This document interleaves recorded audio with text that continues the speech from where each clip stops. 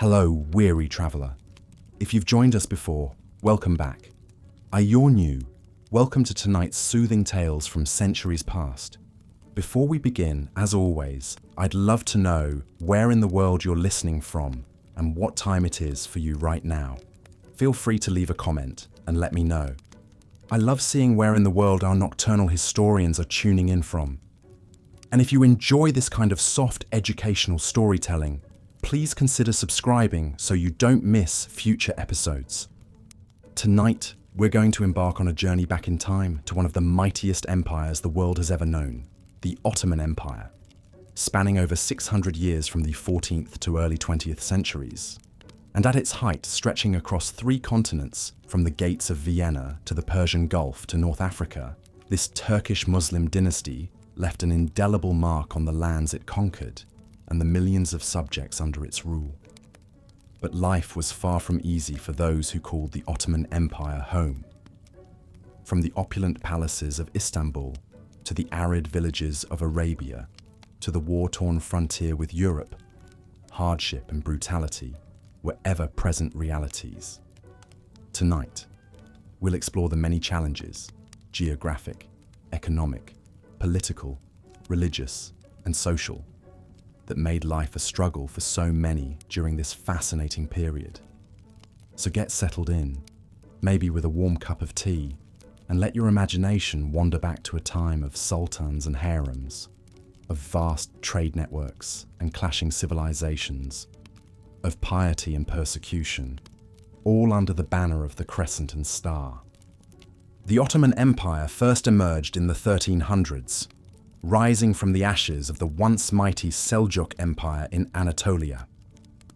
Founded by Osman III, after whom the empire was named, this fledgling state began as just one of many small principalities vying for power in the region.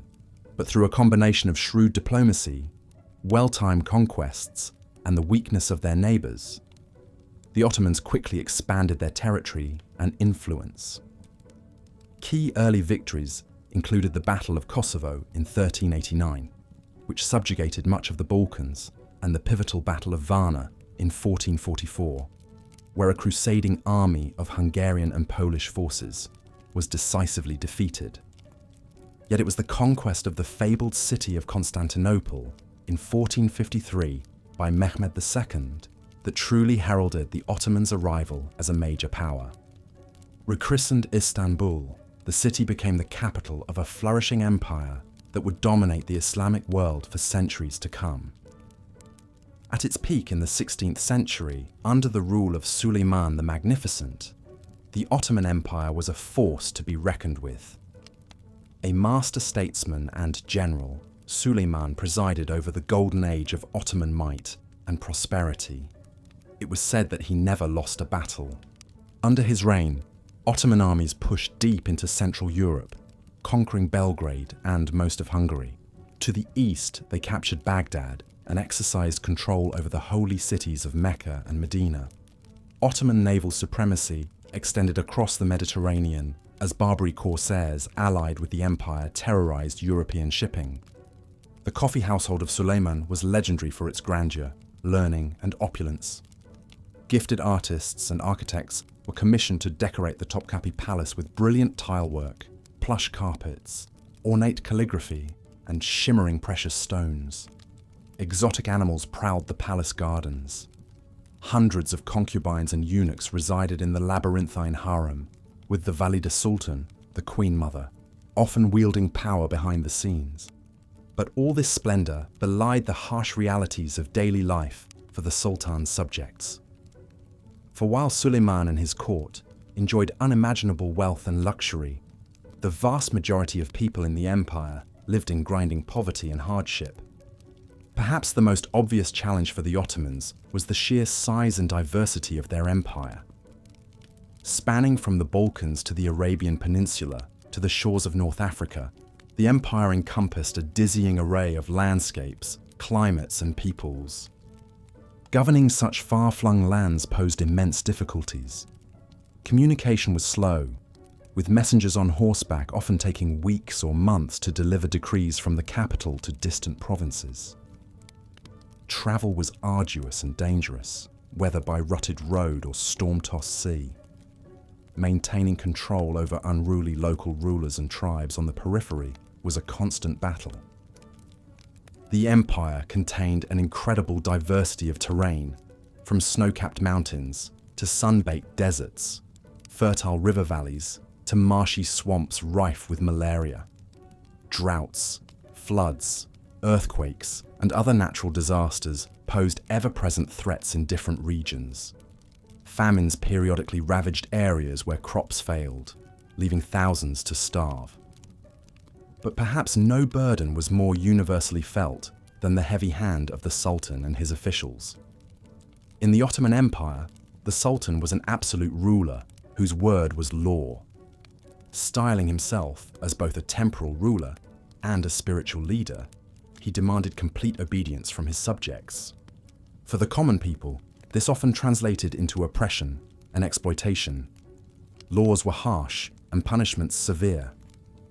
Petty crimes like theft could result in a hand being cut off. Apostasy and heresy were punishable by death. Taxes were high and collected mercilessly, with tax farmers squeezing peasants for every last coin. The rich were expected to give lavish gifts to curry favor with the Sultan and his officials. Those who fell out of favor could find their lands and wealth confiscated, their families enslaved or executed. Corruption was endemic, with bribes and patronage, the oil that greased the gears of imperial administration. Most subjects had little access to education or opportunity for social mobility. Women and religious minorities especially faced discrimination.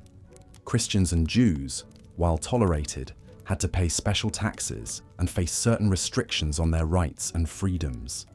Many Christian boys from the Balkans were taken from their families in a process called devshirme to serve as elite janissary soldiers or administrators forced to convert to Islam. Despite the empire's incredible wealth from trade and conquest, prosperity was far from equally shared. Glittering goods from the east, spices, silk, porcelain, gems, passed through Ottoman lands, but the profits largely flowed to the Sultan and a small mercantile class.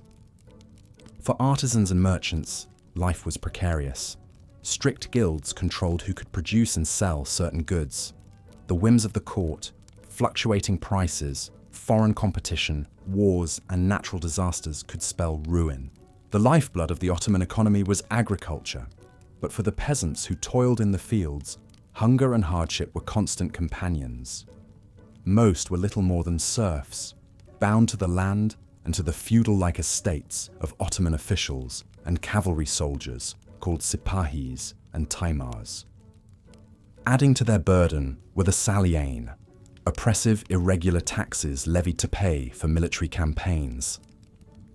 In times of crisis, extra crops and livestock might be confiscated to provision the army, leaving little for peasants' families. The Ottoman war machine was fearsome to behold, but no less fearsome was the life of those conscripted to serve in it. Soldiers were expected to show unquestioning loyalty and discipline. Training was brutal, as were conditions on campaign. Marching for months into enemy territory, Ottoman armies faced extremes of heat and cold, drought and downpour. Disease was rampant in crowded military camps. Siege warfare could drag on for months, with soldiers slowly starving or succumbing to dysentery and typhus. Those unlucky enough to garrison frontier forts and outposts faced a life of isolation, deprivation, and the constant threat of bandit raids and enemy assaults. Many men never returned from the distant battlefields of Persia, the Caucasus, and Europe. But there was no shortage of soldiers for the Sultan's wars. Prisoners of war and enslaved people were pressed into service. Tribesmen from the empire's hinterlands were offered land grants in exchange for military service. And of course, there were the janissaries, Christian captives and conscripts transformed into elite warriors utterly loyal to the Sultan. Throughout the empire, the institution of slavery was deeply entrenched. People were routinely enslaved through conquest, kidnapping, and debt. Slaves toiled in fields and households, served in the army and navy, and of course, populated the imperial harem. For the sultan's hundreds of concubines, life was a gilded cage of luxury, intrigue, and captivity. Torn from their homelands in Europe, Africa, and the Caucasus, these women schemed and seduced to win status and influence. Bearing a son, a potential heir to the throne, was their surest route to security and power.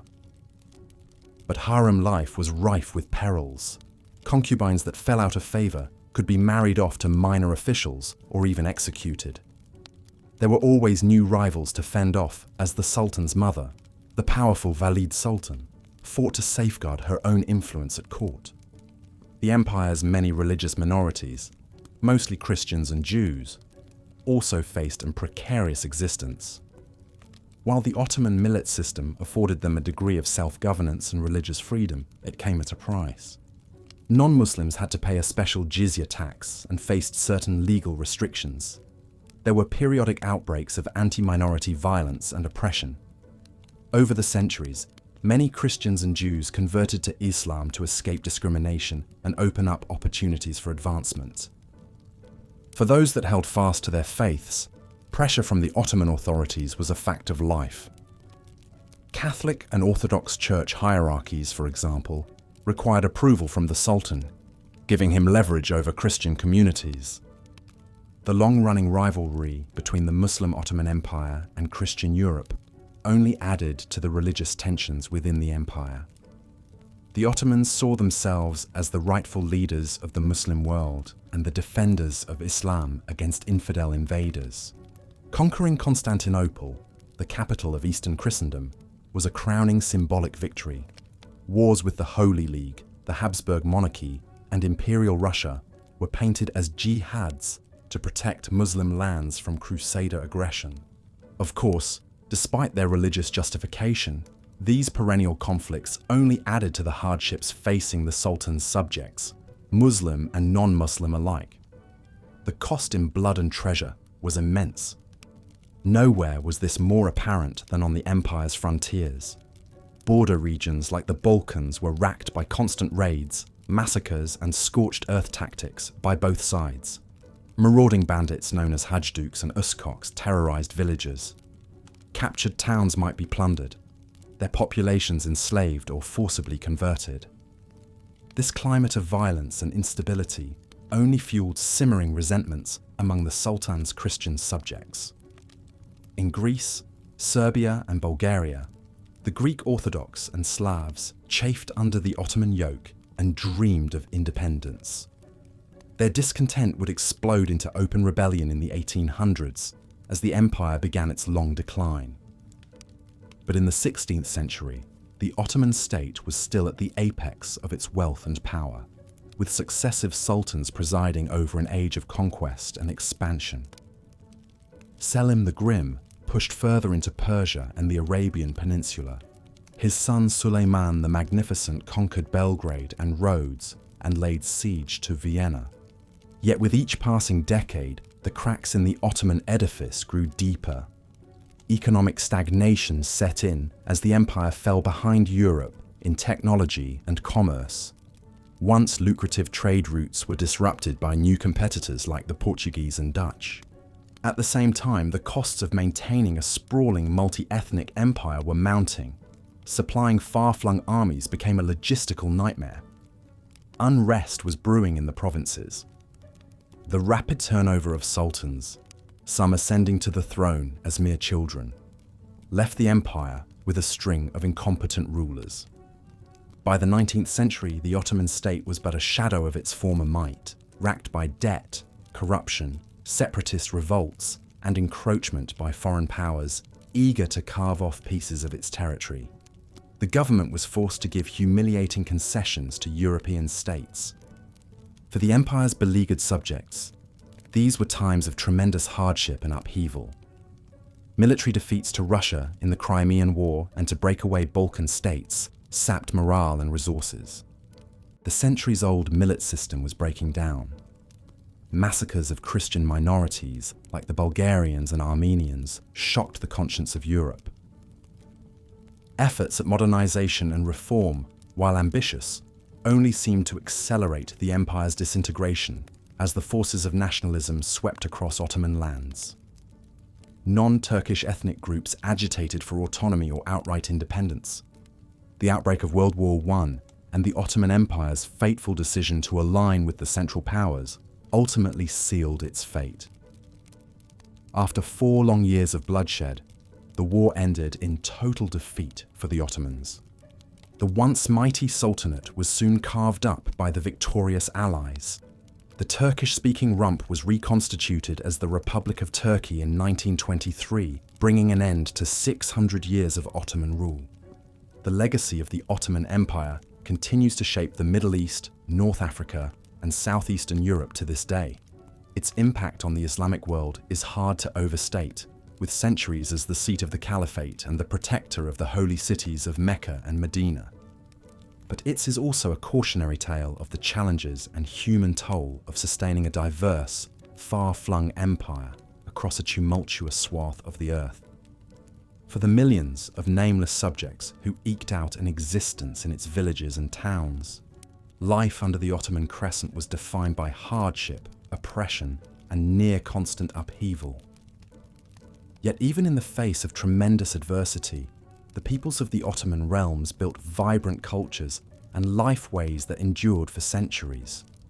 Theirs is a story of resilience as much as subjugation, a reminder of the human capacity to carve out meaning in even the most trying of historical eras. And with that, our journey through the Ottoman world must come to an end for now. I hope this voyage into the past has proven as fascinating as it is restful. There are so many more stories to tell about this remarkable empire and its long, momentous history. Until next time, I wish you the most pleasant of dreams. This is Boring History for Sleep, signing off. Good night. The reign of Sultan Suleiman the Magnificent from 1520 to 1566 is often considered the apex of the Ottoman Empire's power and glory. Suleiman presided over a vast realm that stretched from the gates of Vienna to the shores of the Persian Gulf, from the Crimean Peninsula to the tip of the Arabian Peninsula. He was known as Kanuni, or the lawgiver, to his Ottoman subjects, but to the Western world, he became known as Suleiman the Magnificent, a fitting epithet for a ruler that commanded such immense power and wealth. Born in 1494, Suleiman was the only surviving son of Sultan Selim I. From a young age, the prince was groomed for leadership, studying sciences, literature, theology, and military tactics. Tall, broad-shouldered and handsome, with a long flowing beard, Suleiman cut an imposing figure. But he was renowned not only for his physical presence, but his sharp mind, poetic talent, and political acumen. When Suleiman ascended the throne in 1520 at the age of 26, the Ottoman Empire was already a force to be reckoned with, an expansionist dynamo that had conquered much of the Middle East, North Africa, and the Balkans. But under Suleiman's leadership, it would reach even greater heights of power and prestige. One of his first acts as Sultan was to lead a military campaign against Belgrade, capturing the strategically vital city after a siege and bringing it under Ottoman control. This set the tone for much of Suleiman's 46-year reign, which was marked by relentless expansion through conquest. He would go on to conquer swaths of Eastern Europe, the Balkans, and the Middle East, nearly doubling the size of the Ottoman realm. Suleiman was a hands-on military leader, personally commanding his armies in major campaigns. He was an expert tactician, strategically deploying his formidable janissary infantry and elite Sipahi cavalry to devastating effect. In 1526, Suleiman delivered a crushing defeat to the Hungarians at the Battle of Mohacs, killing King Louis II and shattering the Hungarian monarchy. His armies surged through the Balkans, conquering fortress after fortress until they were practically at the gates of Vienna. The Ottomans' military success rested not only on skilled leadership, but on a massive, well-equipped standing army, perhaps the most formidable military machine in the world at that time. Hundreds of thousands of professional soldiers, both slave-conscripted janissaries and Turkish free men, were at the Sultan's disposal. The Ottoman navy also reigned supreme in the Mediterranean, manned by skilled sailors and fierce corsairs. While a brilliant military mind, Suleiman was also renowned as a great statesman and lawgiver. He reformed and codified Ottoman law, earning him the title of Kanuni, the lawgiver. Suleiman sought to unify the disparate lands under Ottoman rule with a single legal framework based on Islamic Sharia law and Turkish customs. He laid down regulations governing everything from land tenure to criminal punishments to clothing and public morality. The Sultan's absolute authority was enforced through a strict hierarchy of military and religious officials. Suleiman ruled with an iron fist, quashing dissent and meting out brutal punishments to those who opposed him. He expanded the Ottoman secret police, known as the Mufti, and employed a vast network of spies and informants to root out treason and conspiracy. At the same time, Suleiman presided over a period of great artistic and architectural achievement. He was a major patron of the arts, commissioning grand mosques, palaces, and monuments across the empire. His chief architect, the brilliant Mimar Sinan, designed scores of magnificent buildings, from the Süleymaniye Mosque complex in Constantinople to the Selimiye Mosque in Edirne. The decorative Iznik tiles, intricately woven rugs, ornate metalwork, and other refined crafts of the Ottoman court were prized the world over. The Sultan himself was a gifted poet and goldsmith, creating exquisite jeweled objects and penning verse under the pseudonym Muhibi. He surrounded himself with an inner circle of cultured elites, artists, architects, musicians, scholars and literati who flourished under his patronage. This glittering milieu centered around Topkapi Palace, Suleiman's sprawling royal residence overlooking the Bosphorus Strait. But even as the Sultan basked in splendor and his military campaigns enjoyed stunning success, there was a dark side to his reign. The Ottoman Empire was still an autocratic feudal state where the vast majority of the population lived in grinding poverty and had few rights. Slavery was rampant, with millions of people from conquered lands forced into servitude. The Devshirme system compelled Christian families in the Balkans to hand over young boys to be converted to Islam and serve in the Sultan's armies and administration. Religious minorities, particularly Christians and Jews, faced persecution and heavy taxation. They were tolerated as long as they accepted Ottoman supremacy and paid the jizya, a special tax levied on non-Muslims. But they had limited legal rights and social mobility, with many professions and positions of power closed off to them. Bloody pogroms and forced conversions were not uncommon. Even for Muslims, justice could be harsh and unyielding under the Ottoman system. Thieves and bandits faced summary execution or having their hands cut off. Adulterers, if caught, would be stoned to death. Apostates and heretics were burned at the stake. The empire employed a wide range of gruesome execution methods, from impalement to hanging to sawing in half. Daily life was a hardscrabble existence for most subjects of the empire, the majority of whom were peasants working the land in semi-feudal conditions. They were heavily taxed by the state, as well as their local feudal lords, with few rights or protections. Famine and plague were ever-present threats. The empire experienced periodic bouts of starvation and disease that decimated the populace. Cities like Constantinople and Cairo became massively overcrowded, teeming with poverty, crime, and squalor. Streets were narrow, buildings crammed together, with raw sewage and rotting garbage heaped in piles. Fire was a constant danger that could destroy entire neighborhoods of wooden houses in an instant. Diseases like cholera, typhoid, and dysentery were rampant. For women, life was particularly restricted, with little opportunity for education or work outside the home. They had few legal rights and were considered property of their husbands or male relatives. Rape and domestic violence were common and rarely punished. For slave women and concubines in the harems of the rich and powerful, life was even more precarious, subject to the whims and desires of their masters, with no real recourse. But nowhere were the harsh realities of Ottoman autocracy more apparent than for the slaves who formed the backbone of the Sultan's power. The empire was one of the largest slave-holding states in history, with millions of slaves at its height. Many were conscripted into the army as janissaries, or toiled as laborers, servants, and concubines. The janissaries, in particular, faced a grueling existence.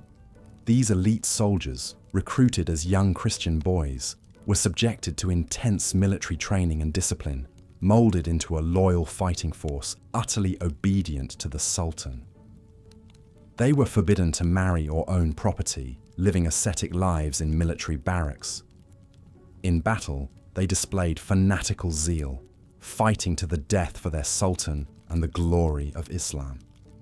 But for all their privileges, the janissaries were still slaves, with no real autonomy, and as the Sultan's personal guard, they were also his potential rivals, feared for their ability to make or break a sultan. Over the centuries, the janissaries would become a powerful political force, rising up in mutinies and palace coups when they felt their interests were threatened. Suleiman, ever the canny politician, was adept at keeping the different factions of his empire in check and playing them off against each other. He was a master at manipulating the complex web of loyalties and rivalries in his court, harem, and government. But even he was not immune to the intrigues and power struggles simmering beneath the surface. One of the most momentous events of Suleiman's reign was sparked by harem politics and a bitter feud between his favourite concubine Hurrem and his childhood friend and Grand Vizier, Pargali Ibrahim Pasha. Hurrem, a slave girl of Russian origin, also known as Roxolana, became Suleiman's most beloved consort and eventually his legal wife, an unprecedented break with tradition. She bore him 6 children, including his heir Selim, and held immense influence over the Sultan. Hurrem saw Ibrahim Pasha as her chief rival for the Sultan's affections and grew increasingly jealous of his power and closeness to Suleiman. For years, she schemed against him, turning Suleiman against his old friend with whispered rumors and accusations. In 1536, Ibrahim Pasha was suddenly arrested and executed on Suleiman's orders, a shocking move that sent ripples throughout the empire. It was a stunning fall from grace for Ibrahim, who had risen from being a mere slave to become the Sultan's most trusted advisor and second in command. His death marked a turning point in Suleiman's reign, as the Sultan became increasingly suspicious, paranoid, and despotic in his later years. The Hurrem Ibrahim affair also highlighted the cutthroat politics and power struggles that characterized the Ottoman court. The imperial harem, far from being merely a pleasure den, was a snake pit of ambitious concubines and wives vying for influence over the Sultan and promoting their own sons as heirs. Palace coups, assassination plots, and succession crises were a recurring feature of Ottoman history. Despite the challenges and upheavals, Suleiman's reign marked a high point for the Ottoman Empire in terms of power, wealth, and cultural achievement. The Sultan himself died in 1566 while on campaign in Hungary, after 46 years on the throne.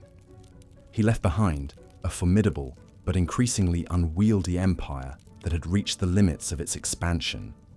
In the centuries that followed, the Ottoman Empire would face growing challenges and a slow, steady decline. Weak and ineffectual sultans, economic stagnation, military setbacks, separatist movements, and the rise of European powers all took their toll. By the 19th century, the empire was the sick man of Europe, burdened by debt, corruption, and a failure to modernize. The Ottomans finally met their end in the upheaval of World War I, when they chose the losing side by aligning with the Central Powers. After the war, victorious Allied forces dissolved the empire and partitioned its territory. ending over 600 years of Ottoman rule. The Republic of Turkey emerged as a successor state, while former Ottoman lands became new nations or colonial possessions. But the legacy of the Ottoman Empire would endure long after its demise.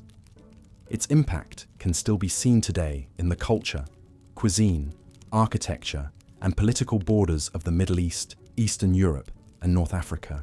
And in Turkey, the Ottomans remain a potent source of national identity and pride, with their history and achievements celebrated and mythologized. For centuries, the Ottoman Empire was one of the most powerful and influential states in the world, an Islamic superpower that shaped the course of history. But for the millions of ordinary people who lived under its rule, life was often a harsh, unforgiving struggle marked by poverty, disease, warfare, and persecution. The Ottoman centuries were a time of both grandeur and grit, achievement and atrocity that left an indelible mark on the world we know today. Life as an ordinary subject in the vast Ottoman Empire was often a daily struggle for survival.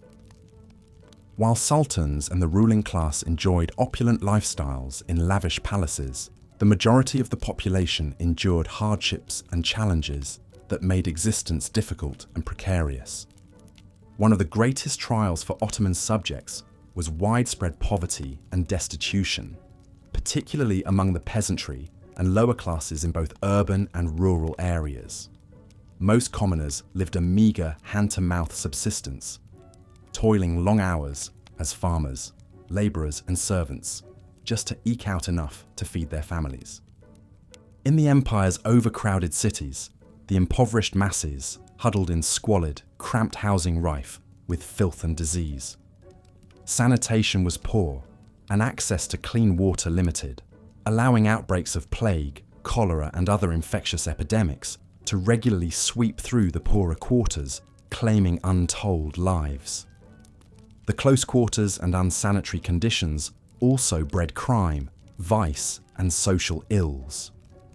Medical care was rudimentary at best, with most people relying on folk remedies, prayers and superstitions rather than doctors. Malnutrition and famine were also regular threats, as many regions of the empire suffered from drought, crop failures and food shortages. A bad harvest could mean thousands starved and whole villages were left abandoned.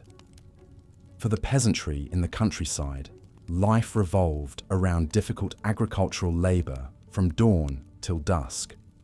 Most were tenant farmers, working small plots of land owned by feudal-like Sipahi cavalry lords. Much of what they produced went to paying heavy taxes and tributes to their local Sipahi and the imperial government. Punishing levies on harvests left little for a farming family to sustain themselves.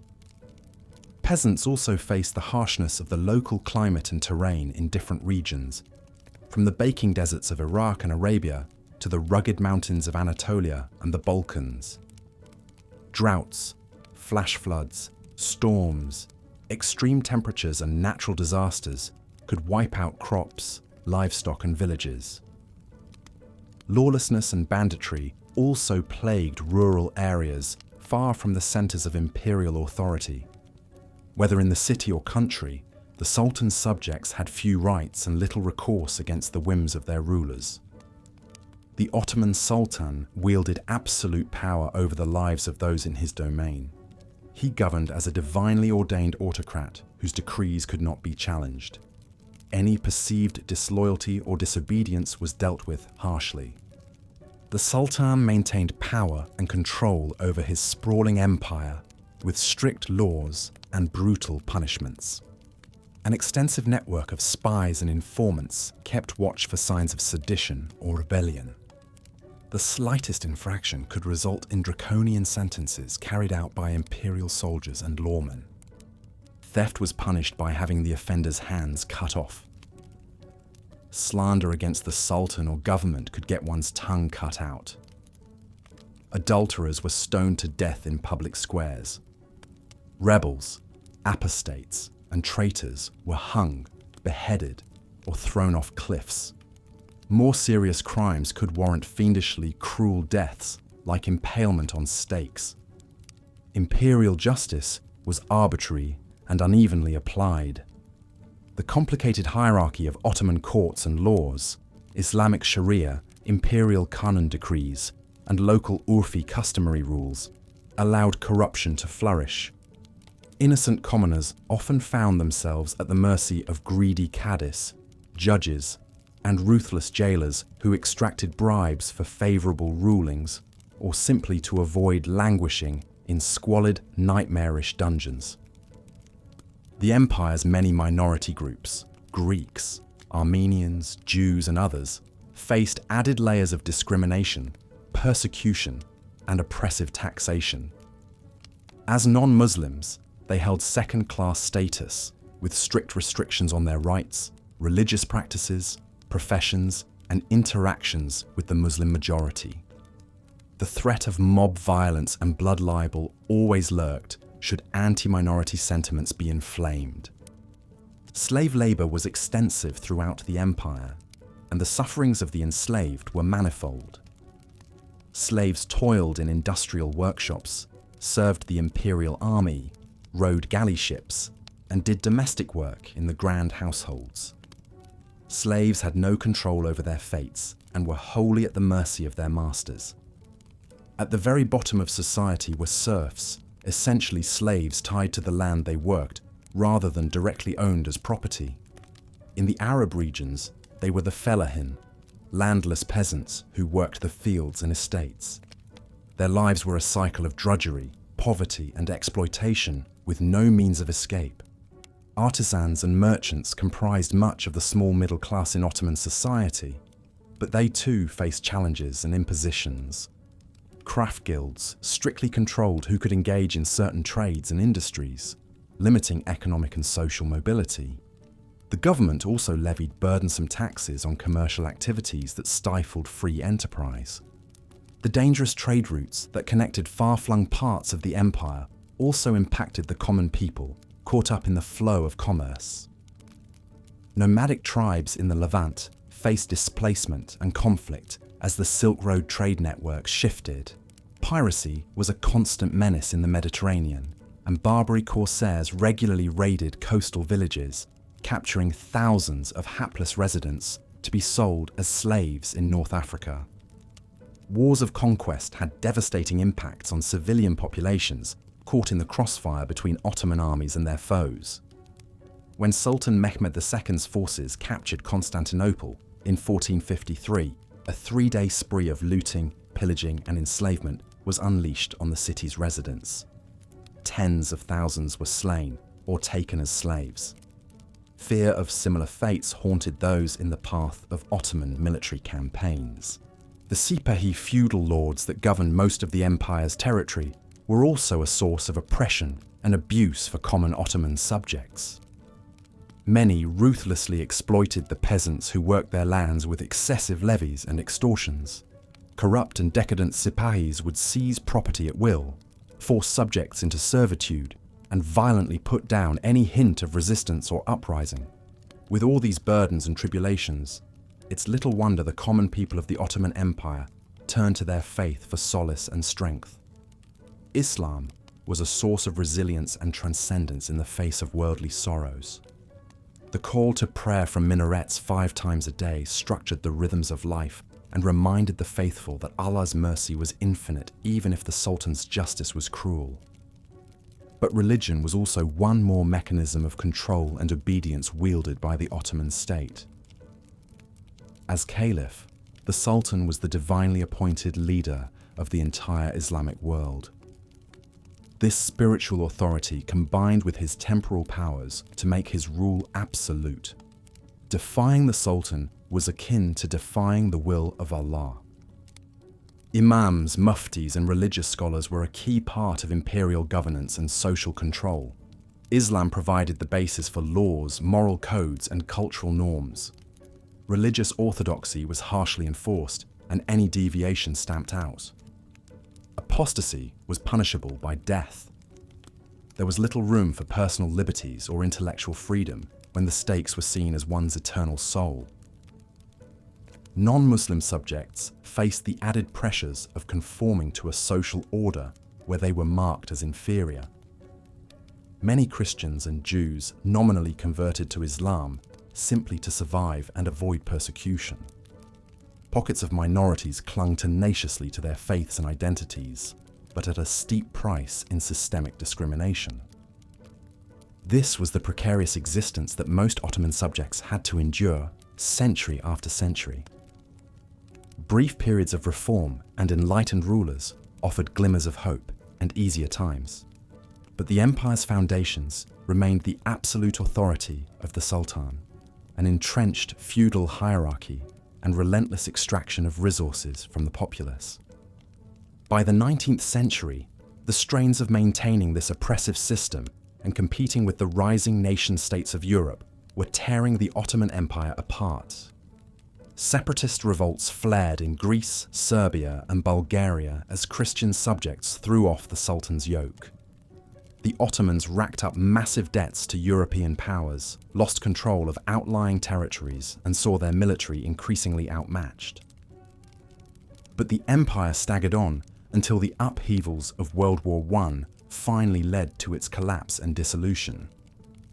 The war years only compounded the misery and deprivations endured by Ottoman citizens as resources were drained for the military effort and starvation became widespread. By the time the empire fell, its subjects were desperate for a new order. The long Ottoman centuries left a weighty and complex legacy for the many nations that emerged from the empire's carcass. Its influence is still felt in the Islamic world and Middle East today in everything from laws to architecture to cultural memory. For many in the region, pride in the Ottoman past mingles with painful reckonings of its injustices and dysfunctions. Understanding the realities of Ottoman society and the hardships most of its subjects faced for 600 years provides vital perspective. It was a civilization of remarkable triumphs and achievements, but built on a social order that inflicted incalculable sufferings and sorrows on millions to sustain the power and privilege of a tiny elite.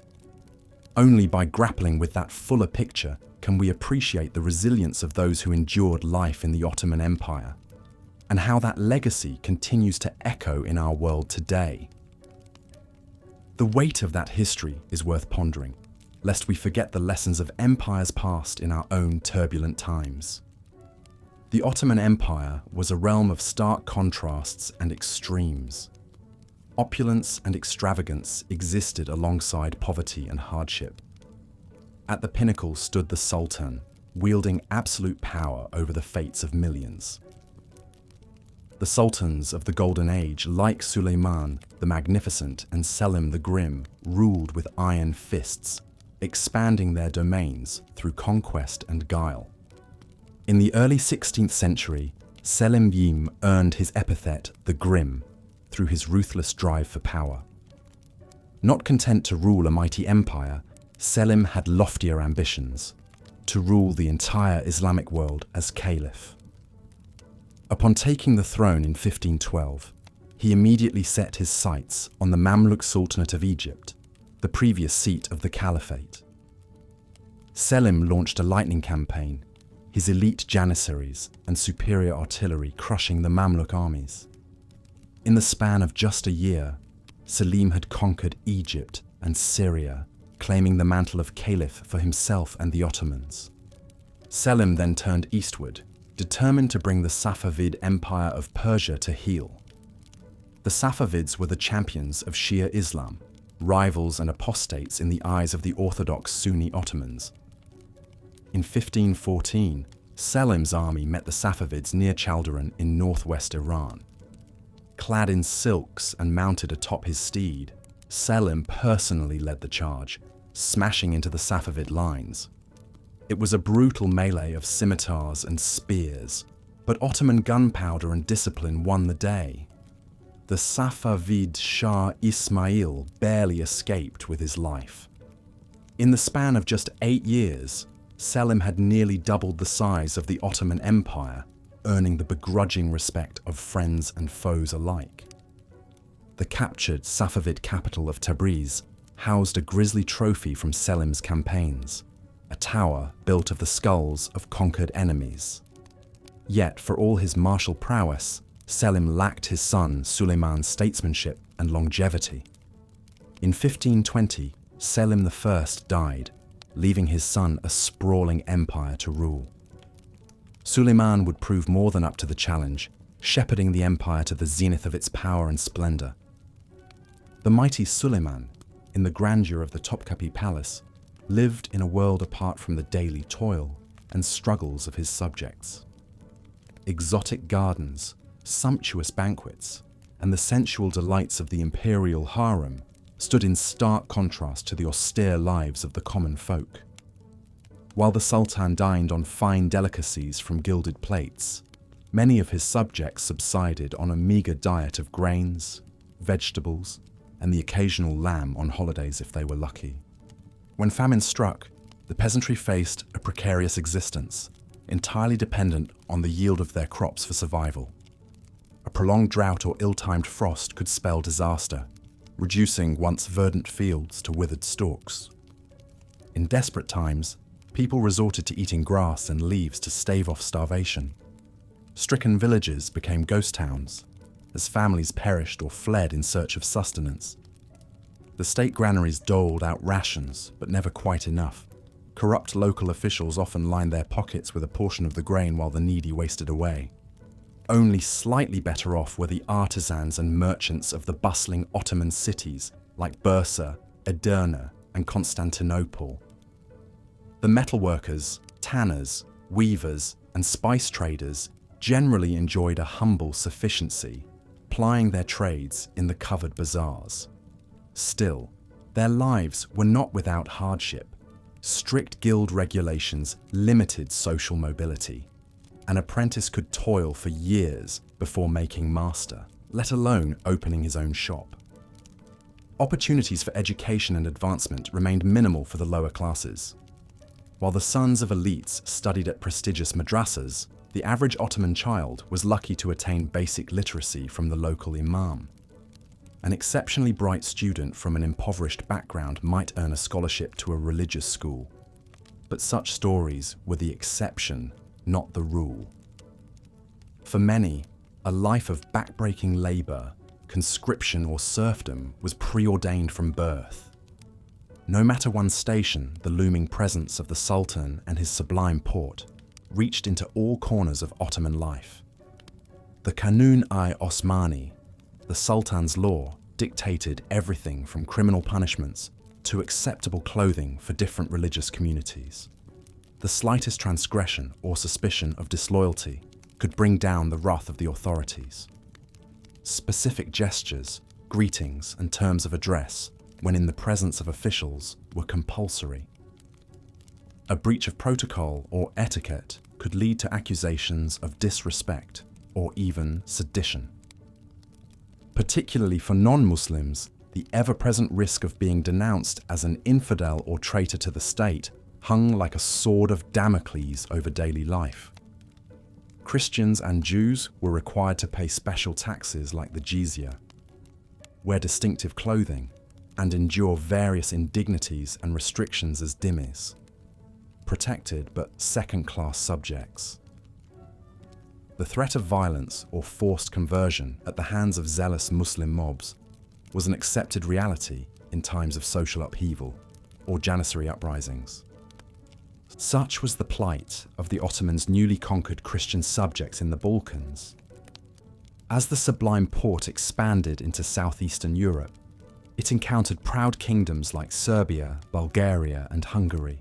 These once mighty realms, who had served as a bulwark of Christendom against Islam for centuries, now faced the full might of the Ottoman war machine. Lured by promises of holy war and plunder, Turkic Ghazis and their Balkan Martolos auxiliaries probed the frontiers, burning villages and enslaving captives. Sultan Murad III himself fell in battle against the Serbs at Kosovo in 1389, becoming a martyr for the Ottoman cause. His son, Bayezid Fas, soon exacted a terrible vengeance, conquering Bulgaria and forcing the remaining Balkan princes into vassalage. For the conquered Christians, a new order now prevailed, one of exploitation, cultural pressure, and gradual Islamization over generations. Resentment and resistance seethed just beneath the surface. Haiduks and Uskoks, Balkan Christian rebels and brigands, waged a guerrilla war from mountain hideouts. Any young man with a grudge and a flintlock could join their ranks. Swift Ottoman reprisals in rebellious villages usually followed. It was said that some remote hamlets housed more widows than wives. Most infamous and feared was the child levy, the dev shirme. Every few years, Ottoman soldiers would descend upon terrified Balkan villages. All able-bodied Christian boys were assembled for inspection. The healthiest, smartest, and most handsome were wrested from their families to be impressed into the Sultan's service as janissaries, bureaucrats, or pages. It was considered a blood tax, one more onerous than any amount of gold. Tens of thousands of Balkan boys, raised in the Christian faith, were marched off to the Ottoman court. There they were circumcised, converted to Islam, and subjected to a grueling regimen of military training and indoctrination.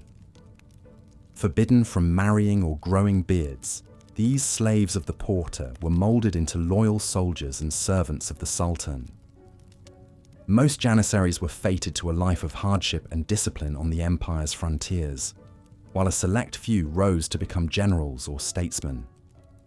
Some served the Sultan so well that they earned the ultimate reward for a slave: freedom and a land grant to establish their own fiefdom. Ironically, the Ottomans came to prize these Balkan recruits as their most loyal troops, with fewer local ties and interests than freeborn Muslim Turks. For the families of these boys, it was a wrenching trauma, one repeated for generations. Outwardly, many had no choice but to profess their pride in having a son chosen to serve the Sultan. Inwardly, it was as if a limb had been severed from their family tree. Mothers were said to wear black for the rest of their days and light candles in remembrance of their lost sons. As the Ottoman Empire grew and sprawled across 3 continents, governing it became an ever more precarious balancing act. A bloated, corrupt, and faction-ridden bureaucracy strained to administer far-flung territories with hugely diverse populations. Ensuring loyalty and obedience in distant lands required both the velvet glove of patronage and the iron fist of force. The Timar system parceled out tracts of agricultural land to cavalrymen called sipahis in exchange for military service. While these feudal lords were nominally servants of the Sultan, they grew entrenched on their estates, extracting wealth from the peasantry. Corrupt tax farmers and provincial officials bought their posts at court, seeing their tenures as opportunities to line their pockets. The common folk grumbled, but what could they do? The Sultan is far and God is high, went the weary saying. Only the most egregious misrule that threatened stability or Sultan's revenue streams brought a response from Constantinople. Inspectors might be dispatched, a few particularly venal officials beheaded. But the system lumbered on, lurching from crisis to crisis. The carrot of imperial largesse and the stick of janissary swords maintained a tenuous equilibrium for the Sublime Porte. In the event of severe misrule or a local revolt, it was often the military that restored order, whether through strength of arms or the threat of force. The crack infantry of the janissaries, the disciplined cavalry of the sipahis, and the skilled crews of the Ottoman galleys formed the 3 pillars of Ottoman military might. All were slaves or servants of the Sultan, dependent on his goodwill for advancement and privilege in a highly stratified society. Such a massive standing army was both the Ottomans' greatest strength and a liability. Garrisoning far-flung frontiers from Hungary to Yemen drained the treasury. Lengthy campaigns against Persia or the Holy Roman Empire could leave the heartland dangerously exposed. And the janissaries or sipahis, when not occupied with foreign wars, posed a potential danger to the Sultan himself. More than one Sultan fell victim to a palace coup or janissary revolt when the military felt its privileges were threatened. Selim III, was infamously deposed, imprisoned, and murdered in 1808 after attempting military reforms unpopular with the janissary corps. The Ottoman military was as much a restive pressure group as a tool of the Sultan's will. Within the imperial frontiers, the population was divided into two broad classes: the askari or military class and the reaya, the civilian tax-paying subjects. The askari consisted of janissaries, sipahis, judges, bureaucrats, and religious scholars, a kind of military administrative aristocracy. Fiercely proud of their status, these men wore elaborate, colourful uniforms with billowing silk pantaloons, towering turbans wrapped around conical hats, and curved scimitars at their waists. The askari were not just military men, but also cultured scholars, poets, and artists. Many were graduates of the palace school, where they received a classical education in literature, mathematics, theology, and courtly arts like calligraphy and music. Some janissary garrisons patronized their own poets and storytellers to recite epics around the campfire. It was not unusual for a battle-hardened janissary officer to pen a delicate love sonnet in the Persian style. In contrast to the askari, the reaya were a vast, diverse mass: farmers, herders, artisans, merchants, labourers. Nominally, the Sultan's protected flock, the reaya were in practice often subject to exploitation and arbitrary abuse by their masters.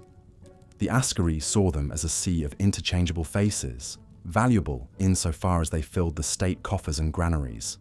The lot of the common folk was especially precarious along the empire's frontiers and borderlands.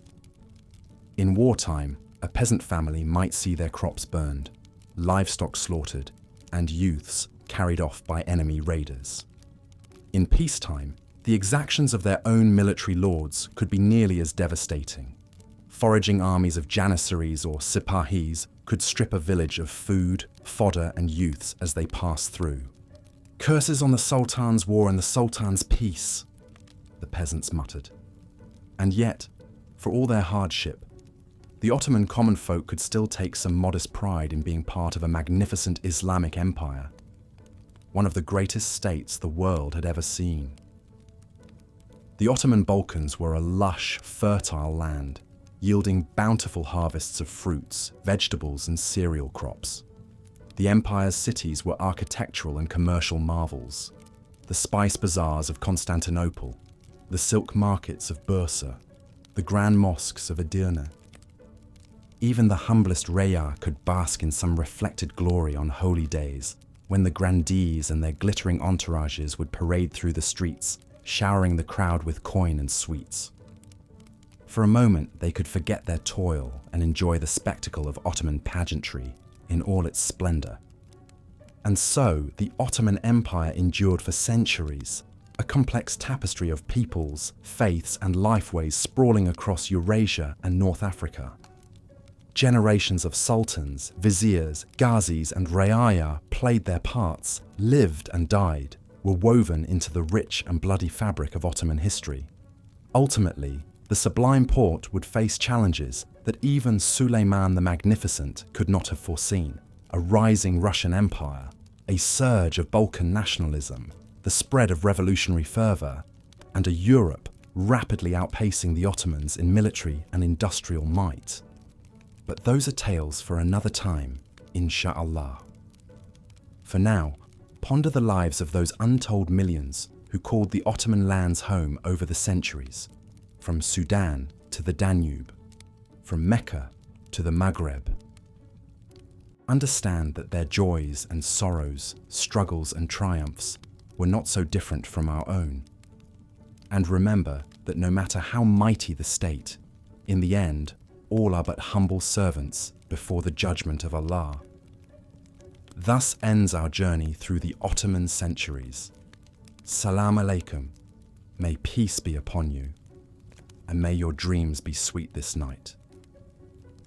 The Ottoman Empire's centuries-long reign was marked by both grandeur and grit, progress and pain. For the Sultan and elites, life was often opulent and extravagant, But for the vast majority of Ottoman subjects, from Anatolia to Arabia to the Balkans, daily existence was a constant struggle filled with poverty, hardship, and precarity. The sprawling size of the empire itself created immense challenges. Governing such far-flung lands, from the Danube to the Nile to the Euphrates, was a monumental task in an age before modern communication and transportation. Messages from the imperial capital of Constantinople could take weeks or even months to reach distant provinces. Maintaining order and loyalty in the further reaches of the realm was a perennial difficulty. The empire encompassed staggeringly diverse geography and climates as well. Frigid winters in the Balkan mountains, searing heat in the Arabian deserts, harsh winds on the Anatolian steppe. Droughts and famines frequently ravaged different regions, adding to the suffering of the local populations. Travel through this vast domain was an arduous affair in the days of camel caravans and sailing ships. The flow of trade that was the lifeblood of the empire had to contend with bandits on the Silk Road, pirates on the Mediterranean, and the ever-present threats of weather and disease. For merchants and ordinary travelers alike, any long journey was a perilous undertaking. Ruling over this colossal empire was the Sultan, who wielded absolute power over his dominions. Sultanate authority was the ironclad fist that held the empire together.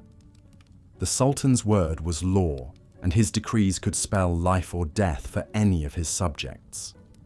Dissent or disobedience was dealt with harshly to maintain the strict order and control that the empire depended on. The reach of the Sultan's power could be felt in the humblest villages and the most distant frontier garrisons.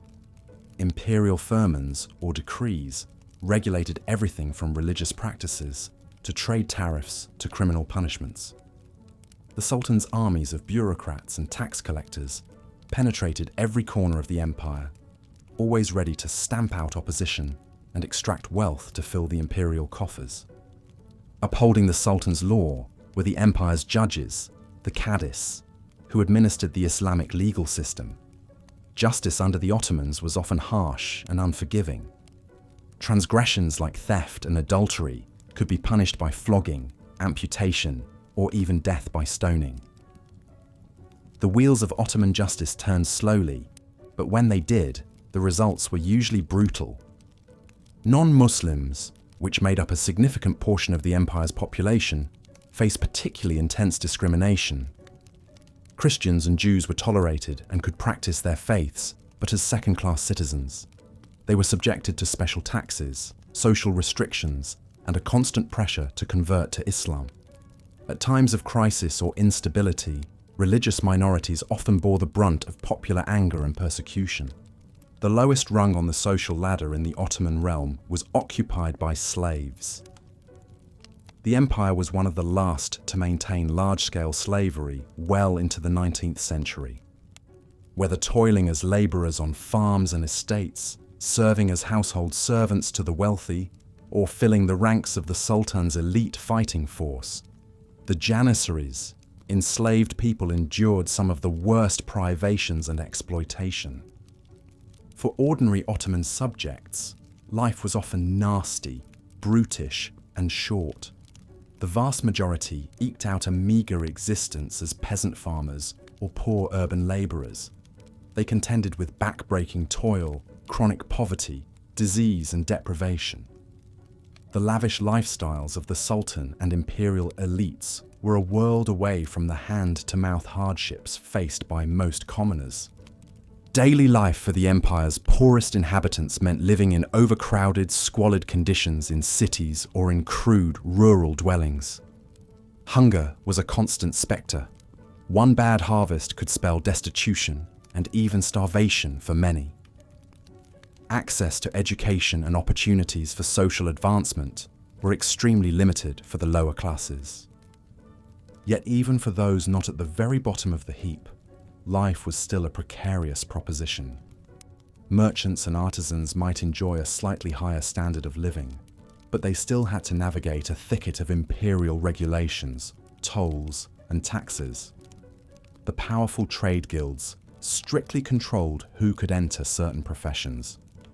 An unlucky reversal of fortune could easily plunge a family into poverty. And no matter one's station, the capricious cruelty of epidemic diseases was a great leveler. Plagues repeatedly scythed through Ottoman lands, laying waste to entire communities. The first eruption of the Black Death in the 14th century may have killed more than a third of the empire's population. Outbreaks of cholera, typhus, dysentery, and smallpox were tragically regular occurrences. Other blights like floods, droughts, fires, earthquakes, and locust swarms visited frequent destruction and misery, especially in densely populated cities like Constantinople and Cairo. Famine often followed on the heels of such disasters, compounding the suffering of already hard-pressed subjects. For all the challenges of daily survival, there was at least one burden that most Ottoman commoners didn't have to bear: serving in the Sultan's military. The empire's armies were disproportionately made up of slaves and subject peoples like the Balkans and Caucasus, who were pressed into service. The janissaries, the Sultan's elite slave soldiers, were a particularly remarkable example. High-ranking Ottoman officials would periodically descend on Christian villages, mostly in the Balkans, and take away young boys as part of a tribute system called devshirme. Torn from their families, these boys were converted to Islam, subjected to strict military discipline, and trained to become some of the fiercest warriors in the Sultan's armies. Whatever their origins, life for all Ottoman soldiers was full of privations and peril. Training was intense, and punishments for infractions severe. Campaigns to defend the empire's borders or expand its domains were a regular feature of military service. Brutal combat, debilitating injuries, and deadly diseases were omnipresent threats. When the Sultan's armies marched out to war, they cut a bloody swathe. The Ottoman Empire was almost constantly embroiled in military conflict on at least one of its sprawling frontiers. Clashes with the Russians and Austrians in the west, the Persians in the east, and uprisings from within the Sultan's domain itself kept the imperial war machine in a state of near perpetual activation. For those on the losing side of Ottoman conquests, the results could be catastrophic. When the Sultan's fearsome armies laid siege to the Hungarian city of Szigetvar in 1566, it was said that the defenders fought to the last man, with even the wounded taking up the sword. In the end, some 2,300 Hungarians were put to the sword, the city was burned, and thousands more were led away as slaves. Pitiless plunder and slaughter often accompanied Ottoman victories on the battlefield, as territories were pacified and their resources stripped to enrich the empire. The seizure of the majestic city of Constantinople in 1453 marked the start of the Ottomans' rise to a world power, but came at a terrible cost. The conquering army, led by Sultan Mehmed II, subjected the inhabitants to a nightmarish 3 days of murder, looting, rape, and enslavement. Ottoman justice could be just as merciless off the battlefield when the empire's rule was threatened. In 1522, when the Sultan's father Selim the Grim suspected the loyalty of 40,000 of his empire's subjects, he coldly ordered the mass execution of all of them. The slaughter took days, with the condemned being taken out in batches and systemically decapitated until the deed was done. Yet for all the methods of force and fear the Ottoman state had at its disposal, the spectre of instability and insurrection was never far away. Especially in the further reaches of the empire, provincial governors and landholders often accumulated their own local bases of power and could be only nominally loyal to the Sultan. Corruption and abuse of authority by imperial officials was an endemic problem. Particularly in times of weak sultans, the machinery of the Ottoman state could turn its predations on the very populace it was meant to protect and govern. Rapacious tax collectors, dishonest judges, and greedy governors could make the tough lot of common subjects even more miserable. the empire's formidable feudal cavalry, the Timariates, were granted their landholdings on the condition of military service. But by the 17th century, many Timariates were more interested in squeezing wealth out of their estates than reporting for duty. This decay and laxity in the Ottoman military system would eventually prove disastrous on the battlefield. Indeed, as the long 19th century unfolded, the once unbeatable Ottoman armies found themselves increasingly outmatched and outgunned by Western foes. Attempts by reformist sultans to modernize the sclerotic and corrupt state apparatus achieved only limited success. The Ottoman Empire entered a long, painful period of decline and retrenchment from which it would never recover. For Ottoman subjects, their empire's slow death spiral only compounded the hardships of daily life. Military defeats meant higher taxes, harsher conscription, and more economic disruption. Separatist revolts flared in the Balkans as decades of misrule and discontent finally boiled over. The government's coffers ran low, paying off European creditors, even as the Sultan and elites still enjoyed lives of luxury. By the dawn of the 20th century, the Ottoman Empire was known as the sick man of Europe. Its rulers clung to power more through the sufferance of European powers than their own might. The privations and precariousness that had stalked its subjects for centuries only intensified. When the empire made its final, fatal miscalculation by entering World War I on the side of the Central Powers, the end was near. 4 long years of devastating global conflict finally brought the Ottoman Empire, after a run of over 6 centuries, to its knees. The heartlands of Anatolia were ravaged by war and famine. Tens of thousands of the empire's Armenian subjects were massacred in a horrific genocide. In Arab lands, the British fomented revolt against Ottoman rule by making extravagant promises of independence. The final blow came at war's end, when the victorious Allied powers stripped away the last Ottoman territories and divided them into mandate states and spheres of influence. The once mighty empire was dead, leaving behind a shattered and impoverished populace. Out of its ashes, Mustafa Kemal Ataturk would forge the Republic of Turkey. But the legacy of Ottoman rule, for better and worse, endured throughout the Middle East. The lesson of the Ottoman centuries was a stark one, that an empire can bask in magnificence and luxury at its apex, while its masses toil in misery and squalor. The double-edged sword of Ottoman rule brought stability and strength on one side, but also stagnation and oppression on the other.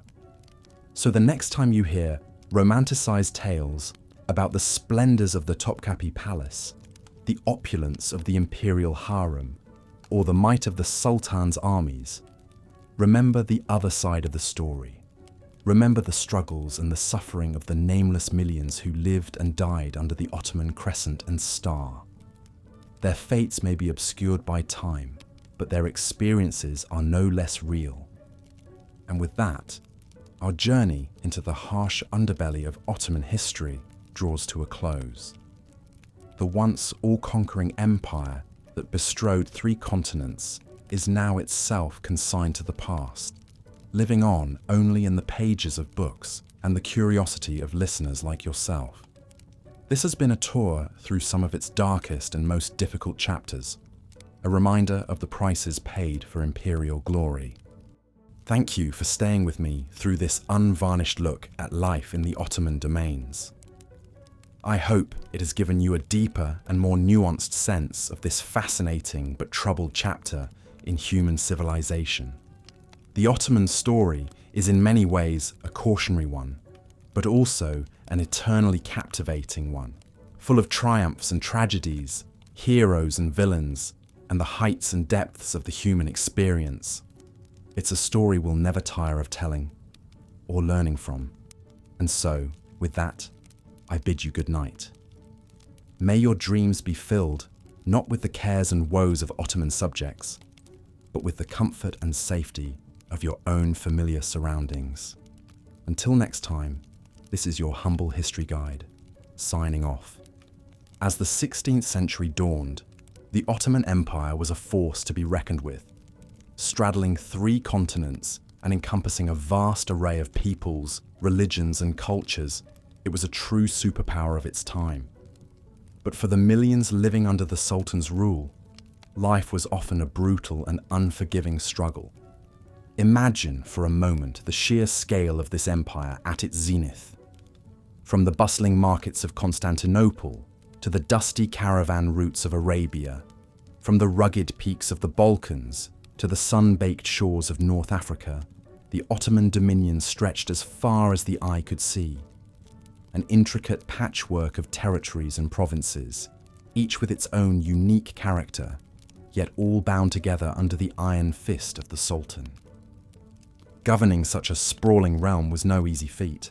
Communication was slow and arduous in an age before modern technology. Messengers on horseback would gallop across the empire delivering decrees and dispatches, while news from distant corners could take months to reach the capital. Keeping a finger on the pulse of such a vast territory was a constant challenge for the Sultan and his ministers. The land itself could be harsh and unforgiving. Much of the empire lay in regions prone to droughts, famines, and natural disasters. In the arid wastes of Arabia, searing heat and lack of water made life a daily battle for survival. The rugged terrain of Anatolia and the Balkans, with its steep mountain passes and deep river gorges, posed its own obstacles to travel and commerce. When the rains failed or the snows came early, whole villages could find themselves teetering on the brink of starvation. But it wasn't just the land that made life difficult. The Sultan ruled his empire with an iron hand, demanding absolute obedience from his subjects. Dissent was rarely tolerated and swiftly crushed. The Ottoman legal system was notorious for its brutality, with harsh punishments meted out for even minor crimes. Thieves could expect to lose a hand, adulterers faced public stoning, and those who dared to question the authority of the Sultan or the teachings of Islam could find themselves on the executioner's block. For the average peasant or labourer, life was a constant struggle against poverty, disease, and exploitation. The vast majority eked out a meagre living as farmers, herders, or craftsmen, toiling from dawn to dusk just to keep food on the table. They lived in cramped, unsanitary dwellings, often little more than mud huts or ramshackle tenements, where disease ran rampant and infant mortality was appallingly high. The cities, for all their bustle and grandeur, could be just as unforgiving. The narrow, winding streets were often choked with filth and sewage, breeding grounds for all manner of pestilence. The poor huddled in overcrowded slums, packed cheek by jowl in a sea of humanity, while the wealthy retreated behind the high walls of their mansions and palaces. For the destitute and the outcast, life was a daily battle for survival on the margins of society. But even for those lucky enough to be born into privilege, life in the Ottoman Empire was far from easy. The ruling class was rife with intrigue and power struggles, as rival factions vied for influence over the Sultan and his court. In the secluded world of the imperial harem, the Sultan's wives and concubines schemed and plotted against one another, each hoping to bear the heir that would secure their place in the palace hierarchy. Perhaps no figure loomed larger in this world of shadows and secrets than the Valide Sultan, the mother of the reigning Sultan. She wielded immense power behind the scenes, using her influence to shape the course of the empire and eliminate any threats to her son's rule. The eunuchs who guarded the harem were also key players in this Game of Thrones, privy to the most intimate secrets of the royal family, and often acting as go-betweens in the constant power plays and intrigues. But even the mighty could fall in this cutthroat world.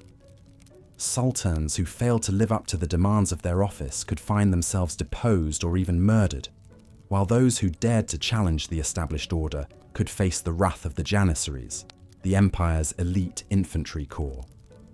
These warrior slaves, recruited as boys from Christian families in the Balkans, and raised to be fanatically loyal to the Sultan, were both the backbone of the Ottoman military and a constant threat to the stability of the state.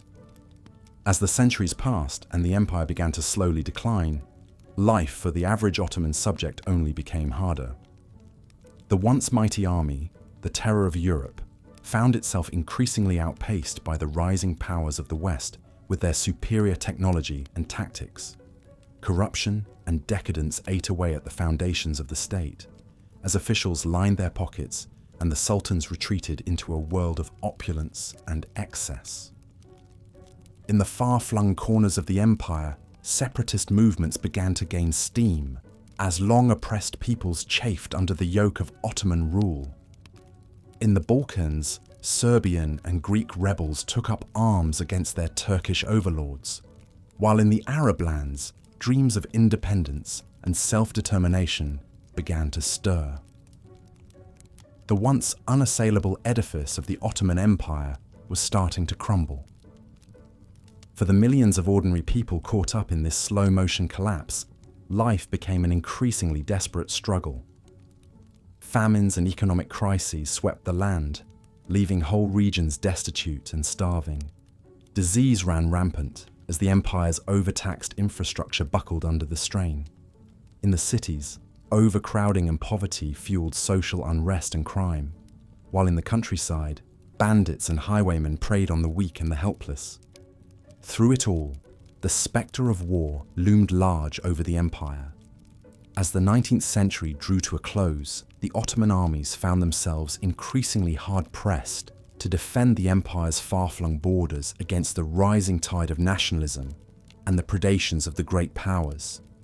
In the Balkans, in North Africa, in the Caucasus and the Arab lands, the empire fought a desperate rearguard action, trying in vain to hold back the forces of change. But in the end, the Ottoman Empire's long slide into oblivion could not be stopped.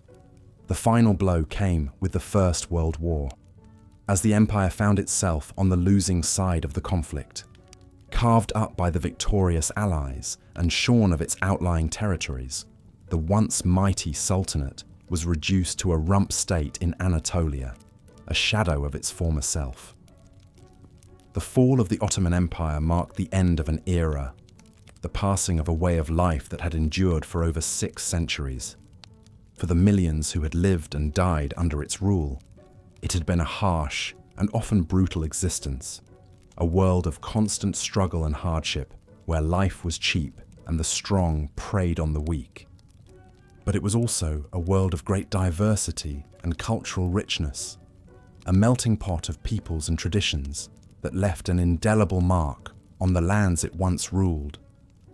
From the soaring minarets of Istanbul to the bustling souks of Damascus, from the rugged hills of the Balkans to the shimmering sands of Arabia, the legacy of the Ottoman Empire endures to this day, a testament to the resilience and tenacity of the human spirit in the face of adversity.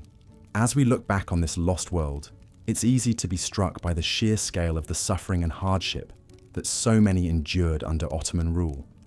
But it's also important to remember the moments of joy and beauty that punctuated those long centuries of toil and struggle. The laughter of children playing in the dusty streets of a Balkan village, the haunting strains of a Turkish lute drifting through the night air, the simple pleasures of a cup of coffee shared with friends in a Cairo cafe. These were the small mercies that made life bearable for the millions who called the Ottoman Empire home. The glimmers of light in a world that could often seem so dark and unforgiving. And as we remember their struggles and their triumphs, we are reminded of the enduring power of the human spirit to overcome even the greatest of odds. So let us pause for a moment to honor the memory of those who came before us, those who toiled and suffered under the yoke of the Ottoman sultans. Let us remember their stories and their sacrifices, and let us draw strength from their example as we face the challenges of our own time. For in the end, the history of the Ottoman Empire is not just a story of brutality and oppression, but also one of resilience, courage, and the unbreakable bonds of our common humanity. Life in the far-flung provinces and frontier regions of the Ottoman Empire was often precarious and demanding, especially for those serving in the military garrisons that guarded the empire's vast borders. These soldiers, known as Serhadkulu or frontier guards, manned a network of fortresses and outposts stretching from the Balkan Mountains to the Arabian Desert, and from the Caucasus to North Africa. For these men, life was a constant cycle of training, patrolling, and fighting. They had to be ready at a moment's notice to repel raids by enemy forces or rebellious tribes, and to launch their own expeditions into neighboring lands to expand the empire's territory. The conditions in these frontier garrisons were often harsh and Spartan, with soldiers living in cramped barracks or tents, subsisting on simple rations of bread, rice, and stew. But beyond the physical hardships, the frontier guards also faced the psychological toll of being constantly on alert, never knowing when the next attack might come. They were far from their homes and families, often serving for years at a time in hostile and unfamiliar lands. Many of them were recruited or conscripted from the empire's Christian subjects in the Balkans, adding to their sense of isolation and alienation. One of the most famous frontier garrisons was the city of Buda in Hungary, which the Ottomans captured in 1541 and turned into a major stronghold on their European frontier. For over 150 years, Buda was a key bastion against Habsburg Austria and other Christian powers, its walls bristling with cannons and its streets patrolled by elite janissary units. Life in Buda was a microcosm of the Ottoman frontier experience, a mix of boredom, tension, and sudden violence. The city's Ottoman inhabitants, a mix of soldiers, officials, and merchants, lived in a fortified enclave within the larger town, complete with mosques, baths, and bazaars. They were constantly on guard against potential attacks or uprisings by the city's Hungarian population, who chafed under Ottoman rule and dreamed of liberation. One of the most colourful and controversial figures to govern Buda was Sokolu Mustafa Pasha, who served as the city's bey or governor in the 1660s. A Bosnian Muslim from a Serb family, Mustafa Pasha was a clever and ambitious man who rose through the ranks of the Ottoman hierarchy through a combination of military prowess, political savvy, and sheer ruthlessness. As governor of Buda, Mustafa Pasha was known for his harsh methods of keeping order and extracting revenue from the city's inhabitants. He imposed heavy taxes on the Hungarian merchants and artisans, and used the funds to build grandiose mosques and palaces for himself and his retinue. He also had a habit of seizing attractive Hungarian women and boys for his own pleasure, a practice that earned him the hatred and fear of the local population. But Mustafa Pasha was also a canny diplomat and strategist who managed to keep the peace in Buda and fend off attempts by the Habsburgs to retake the city. He forged alliances with local Hungarian nobles and played them off against each other, while also maintaining good relations with the Sublime Porte back in Istanbul. His skill and ruthlessness as a frontier governor earned him the nickname Sokolu, or Falcon in Turkish. Mustafa Pasha's luck finally ran out in 1566 when he was killed during a failed Ottoman siege of the nearby fortress of Sigetvar. His death was seen as a major blow to Ottoman prestige and power in Hungary and marked the beginning of a long, slow decline in their control over the region. The story of Sokolu Mustafa Pasha and the fortress of Buda highlights the complex and often brutal nature of life on the Ottoman frontier. For the soldiers and governors tasked with defending and expanding the empire's borders, it was a world of constant struggle and danger, where one's fortunes could rise or fall in an instant. Their lives were marked by a potent mix of ambition, greed, violence, and political intrigue, all played out against a backdrop of clashing cultures and faiths.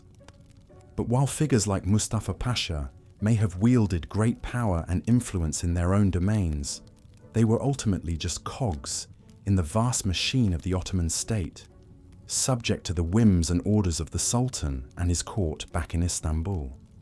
The real power in the Ottoman Empire lay not on the frontiers, but in the opulent palaces and gardens of the imperial capital, where a different kind of struggle for dominance was taking place.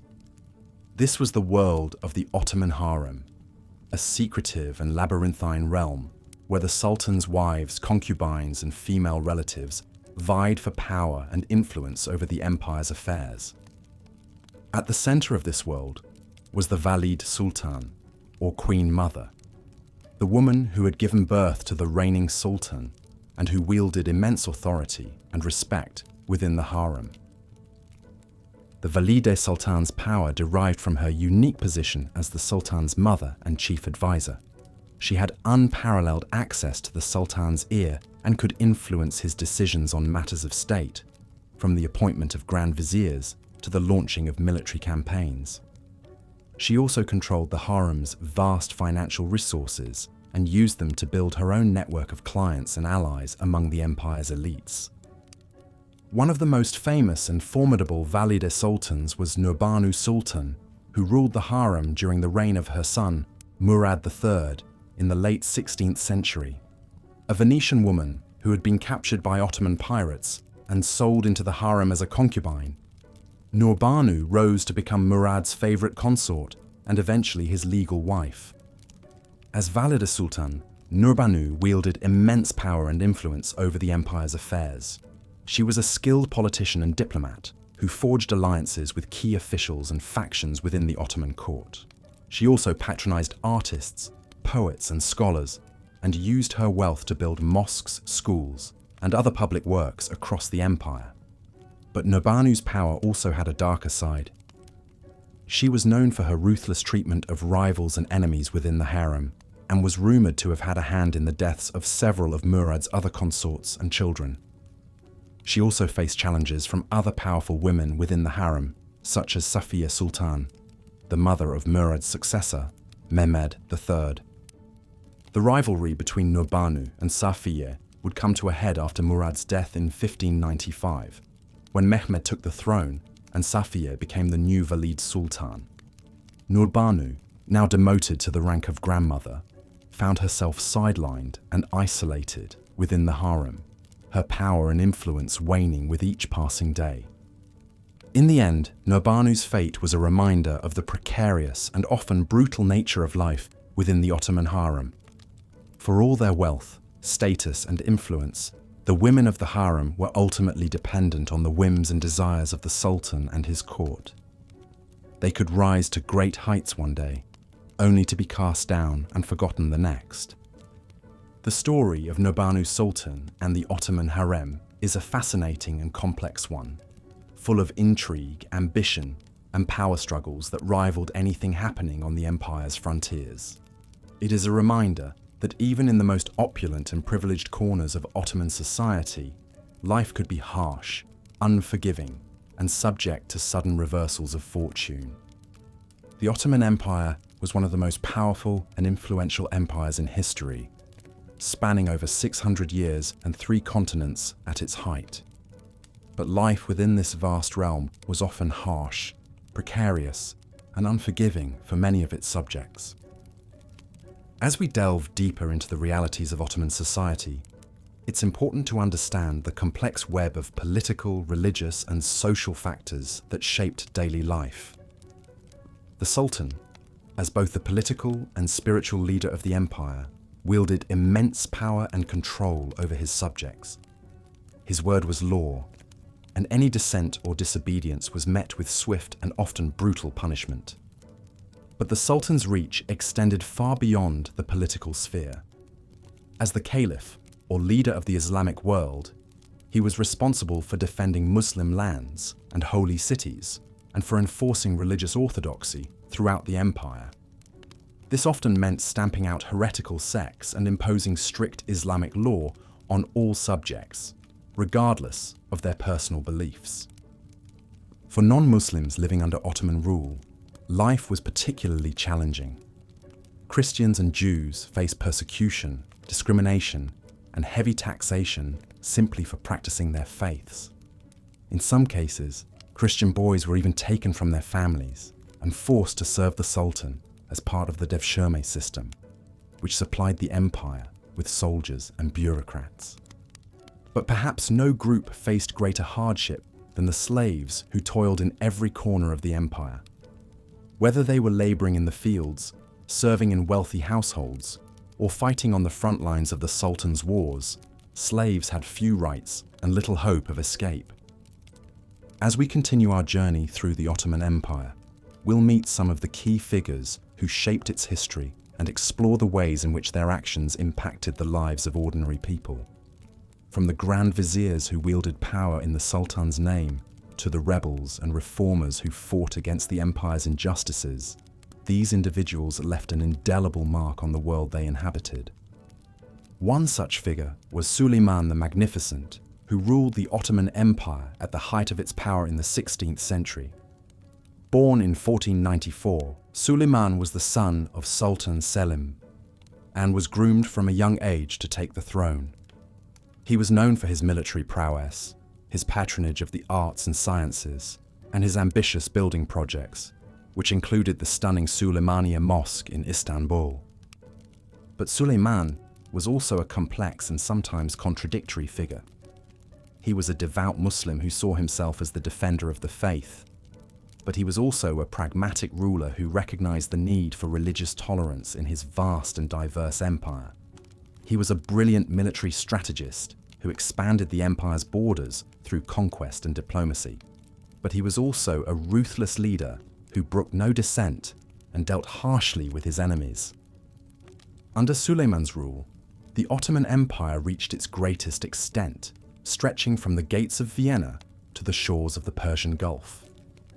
But this vast expansion came at a cost, both in terms of human lives and economic resources. Suleiman's wars of conquest were expensive and bloody, and they often left the empire's coffers depleted and its people impoverished. But even in times of relative peace, life in the Ottoman Empire was far from easy. For the vast majority of its subjects, daily life was a constant struggle against poverty, disease, and oppression. In the empire's crowded cities, poor sanitation and inadequate medical care meant that outbreaks of plague and other diseases were all too common. In the countryside, droughts and famines could wipe out entire communities, leaving families destitute and starving. And yet, despite these hardships, the Ottoman Empire endured for centuries, thanks in part to the resilience and adaptability of its people. From the merchants who plied the empire's trade routes, to the artisans who crafted its beautiful textiles and ceramics, Ottoman subjects found ways to survive and even thrive in the face of adversity. As we explore the lives of these individuals, we'll gain a deeper appreciation for the complexities of Ottoman society and the ways in which it shaped the modern world. We'll see how the empire's legacy continues to influence the politics, culture, and religion of the Middle East and beyond, and how its stories of triumph and tragedy still resonate with us today. One of the most fascinating and little-known aspects of Ottoman society was the role of the imperial harem. Far from being a simple pleasure palace for the Sultan, the harem was a complex and hierarchical world unto itself, with its own rules, customs, and power struggles. At the top of the harem hierarchy was the Valide Sultan, or Queen Mother, who wielded enormous influence over her son, the reigning Sultan. The Valide Sultan was responsible for overseeing the harem's daily affairs, from managing its finances to arranging marriages and alliances among its members. Below the Valide Sultan were the Sultan's wives and concubines, who competed fiercely for his attention and favor. Many of these women were slaves who had been captured in war or purchased from slave markets, and their lives were often marked by isolation, intrigue, and danger. But the harem was also home to a variety of other women, including the Sultan's daughters, sisters, and other female relatives. These women often played important roles in Ottoman politics and diplomacy, using their connections and influence to advance their own interests and those of their families. One of the most famous women of the Ottoman harem was Roxolana, a Ukrainian slave who rose to become the chief consort of Suleiman the Magnificent. Roxolana was known for her beauty, intelligence, and political savvy, and she used her position to wield significant power behind the scenes of the Ottoman court. But Roxolana's rise to power was not without controversy or danger. She was rumored to have plotted against her rivals in the harem, including Suleiman's other wives and even his own son Mustafa. In 1553, Mustafa was executed on Suleiman's orders, allegedly at Roxolana's instigation, in a move that shocked the empire and solidified her influence over the sultan. Roxolana's story is just one example of the complex power dynamics that played out within the walls of the Ottoman harem. While some women were able to use their positions to achieve great influence and authority, others were relegated to lives of servitude and exploitation, with little hope of escape or advancement. As we continue to explore the rich and often brutal history of the Ottoman Empire, it's important to remember the countless individuals whose lives were shaped by its power structures and social hierarchies. From the lowliest slave to the most powerful sultan, every person in the empire played a role in shaping its destiny, for better or for worse. As the Ottoman Empire's power and influence spread across the Mediterranean, North Africa and the Middle East in the 16th century, the Sultan's navy played an increasingly vital role in projecting Ottoman might, securing trade routes, and defending the empire's far-flung coastal territories. Life at sea for Ottoman sailors was full of hardships and dangers. The imperial fleet, while one of the most formidable maritime forces of its day, was still at the mercy of the unpredictable Mediterranean weather. Warships were often caught in devastating storms, with entire crews lost to the wind and waves. Disease was another constant threat in the cramped, damp, and unsanitary conditions on board ships. Epidemics could rage through a vessel, decimating its crew. When not battling the elements, Ottoman sailors faced the ever-present risks of naval warfare. Conflicts with the navies of Christian European powers like Spain, Venice, and the Knights of Malta were frequent as the Ottoman Empire sought to dominate the Mediterranean. Ferocious cannon battles and bloody deck-to-deck fighting saw heavy casualties on all sides. For those unfortunate enough to be captured by the enemy, a grim fate awaited. Slavery, torture, or summary execution were commonplace. The life of the galley slave, chained to an oar and mercilessly driven by the crack of the overseer's whip, was especially brutal. Even in times of relative peace, an Ottoman sailor's lot was not an easy one. Piracy was rampant on the high seas, and Ottoman shipping was often the target of daring raids by the Barbary corsairs of North Africa and other brigands. These swift and nimble pirate ships would swoop in on merchant vessels, overwhelming them with cannon fire and boarding parties. The pirates seized cargo, ships and crews to be ransomed or sold into slavery. For those sailors manning the coasts and ports of the empire, life was somewhat more stable, but no less challenging. The Ottoman navy was responsible for defending the empire's long Mediterranean and Red Sea coastlines, as well as strategic choke points like the Dardanelles and Bosphorus Straits. This required a network of coastal fortifications, naval bases, and frontier garrisons that were often situated in remote and inhospitable locales. Crews of naval personnel would be stationed at these outposts for long stretches, far from the comforts of home and hearth.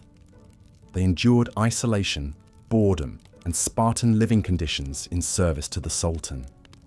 Malaria and other diseases endemic to marshy coastal areas took a heavy toll. So too did the occasional raids and skirmishes with enemy forces and local rebellious populations that they were tasked with keeping in line. In addition to naval battles and coastal defense, the Ottoman fleet was key to maintaining the empire's commercial lifelines. Merchant ships laden with valuable goods like silks, spices, coffee and ceramics, plied the maritime trade routes between Ottoman ports in the eastern Mediterranean, Egypt, and the Levant. Naval ships escorted these convoys to ward off piracy and protect the flow of trade. However, even this could be hazardous duty, as heavily armed Venetian and Genoese merchant galleys jealously guarded their own trading interests and often clashed with their Ottoman counterparts. The life of an Ottoman sailor was thus one of constant vigilance and peril, even in the best of times. Despite the immense hardships they faced, Ottoman sailors were a tough and resilient lot, hailing from across the empire's diverse domains. Many were recruited or conscripted from the coastal regions of the Balkans, Anatolia, the Levant, and North Africa.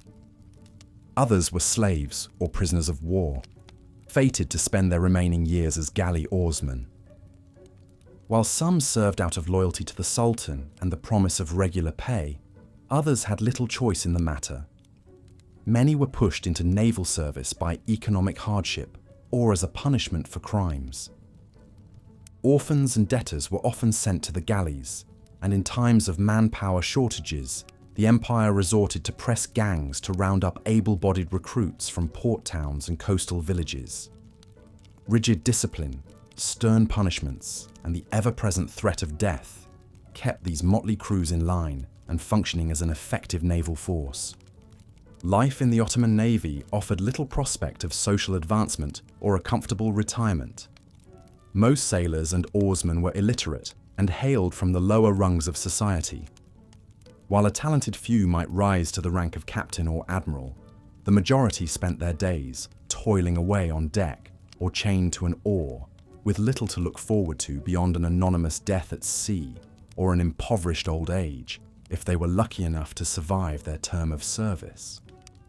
The top naval commanders and admirals, usually handpicked by the Sultan for their skill and loyalty, fared somewhat better. They were well compensated and wielded considerable authority, controlling promotion and patronage within the fleet. The most successful could amass substantial personal wealth from prize money and the sale of captured goods and slaves. However, even these elite officers were not immune to the dangers of their profession or the fickle whims of their imperial master. The price of failure was high, and many an admiral found himself stripped of rank and fortune, exiled or executed after a disappointing campaign or losing a major engagement to Christian forces. The turnover rate for Ottoman naval commanders was notoriously high as a result. One of the most famous and formidable Ottoman admirals was Hayreddin Barbarossa, a legendary Barbary corsair who rose to become Admiral-in-Chief of the Ottoman Navy under Suleiman the Magnificent in the 16th century. Born on the Greek island of Lesbos to a Turkish father and Greek Christian mother, Barbarossa and his brothers took up piracy as young men, quickly earning a fearsome reputation for their skill and daring. In 1516, Barbarossa seized Algiers and placed his pirate kingdom under Ottoman suzerainty, providing him with money, men and ships to continue his raids against Christian shipping. His exploits brought him fame and fortune, and soon caught the attention of Sultan Suleiman. Impressed by Barbarossa's audacity and success, Suleiman appointed him Admiral-in-Chief of the Ottoman Navy in 1533. Under Barbarossa's leadership, the Ottoman fleet became the dominant maritime power in the Mediterranean. He led numerous campaigns against the Spanish and Portuguese, capturing Tunis and expanding Ottoman control along the North African coast. His ships raided the coasts of Italy, Spain, and the islands of the Western Mediterranean, bringing back immense plunder and thousands of captives to be sold as slaves. Barbarossa's most famous victory came at the Battle of Preveza in 1538, where he decisively defeated a larger allied Christian fleet commanded by the famed Genoese admiral Andrea Doria. The battle solidified Ottoman naval supremacy and sent shockwaves throughout Europe. Barbarossa's skill and charisma made him a hero among his men and a dreaded foe to the Christian powers. Despite his fierce reputation, Barbarossa was known for his chivalry and fair treatment of prisoners. He famously spared the life of a Spanish knight who had insulted him after being captured, saying, "I have no use for insults, but I have use for brave men." He was also an able administrator, using his wealth and influence to build mosques, schools, and public baths in Algiers and Istanbul. Barbarossa's legacy loomed large long after his death in 1546. His exploits became the stuff of legend, celebrated in Turkish and Arabic folk songs and poetry. He became a symbol of Ottoman naval might and Muslim resistance to Christian European encroachment. Even today, the Turkish Navy has a ship named after him, and he is still remembered as one of the greatest admirals in Turkish history. The Ottoman Navy reached its zenith under Suleiman the Magnificent in the mid-16th century, dominating the eastern Mediterranean and challenging the naval powers of Western Europe. However, this glory was relatively short-lived. The devastating defeat at the Battle of Lepanto in 1571 to the ships of the Holy League marked the beginning of a long, slow decline in Ottoman naval power. The reasons for this decline were many. The empire's best sailors and shipwrights were gradually lost through attrition, with few replacements of equal quality. Corruption and nepotism saw less able officers promoted to positions of command. The Ottoman shipyards, once the envy of the Mediterranean, became increasingly inefficient and struggled to keep pace with the latest advances in European shipbuilding and naval artillery. At the same time, the rise of Atlantic-based naval powers like England and the Netherlands saw maritime trade shift away from the Mediterranean, diminishing the importance of the Ottoman Navy. The loss of key North African ports to Spain and the growing independence of the Barbary states also weakened the Ottoman fleet's ability to control the seas. By the 18th century, the Ottoman Navy was a shadow of its former self, outclassed and outgunned by its European rivals. It suffered a series of humiliating defeats, culminating in the disastrous Battle of Chesma in 1770 against the Russians, which saw much of the Ottoman fleet destroyed at anchor. Despite efforts at modernization and reform in the 19th century, the Ottoman Navy never fully recovered its former glory. For the average Ottoman sailor, these changes mattered little. Life on the seas remained as hard and perilous as ever, even as the empire's fortunes waned. Sailors continued to risk death, disease, and capture as they manned the sultan's ships, often with little hope of reward or advancement. Even in decline, an Ottoman sailor's life was a brutal and thankless one, with danger and hardship as constant companions. As the Ottoman Empire entered the turbulent early decades of the 20th century, its navy played an increasingly minor role. The fleet was involved in the Italo-Turkish War of 1911-12, where it suffered losses to the Italians, and in the Balkan Wars of 1912-13, but these were peripheral to the main fighting on land. The Ottoman Navy's final chapter came during World War I, when the empire sided with the Central Powers against the Allies. In a bid to knock the Ottomans out of the war, Britain and France launched the Gallipoli campaign in 1915, seeking to force the Dardanelles and capture Constantinople. Ottoman mines and coastal artillery took a heavy toll on Allied warships, contributing to the failure of the naval assault on the Straits. However, the Ottoman fleet itself saw little action during the war, spending most of its time bottled up in port due to fuel shortages and the overwhelming superiority of Allied naval power in the Mediterranean. The most significant Ottoman naval action was the sortie of the German battlecruiser Goeben and a light cruiser Breslau to Constantinople in 1914, where they were transferred to the Ottoman Navy and played a role in bringing the empire into the war on the side of Germany. With the Ottoman Empire's defeat and dissolution after World War I, its once mighty navy ceased to exist. The ships that remained were divided up among the victorious allies or scrapped. It was an ignominious end to a naval tradition that had once been the terror of the Mediterranean.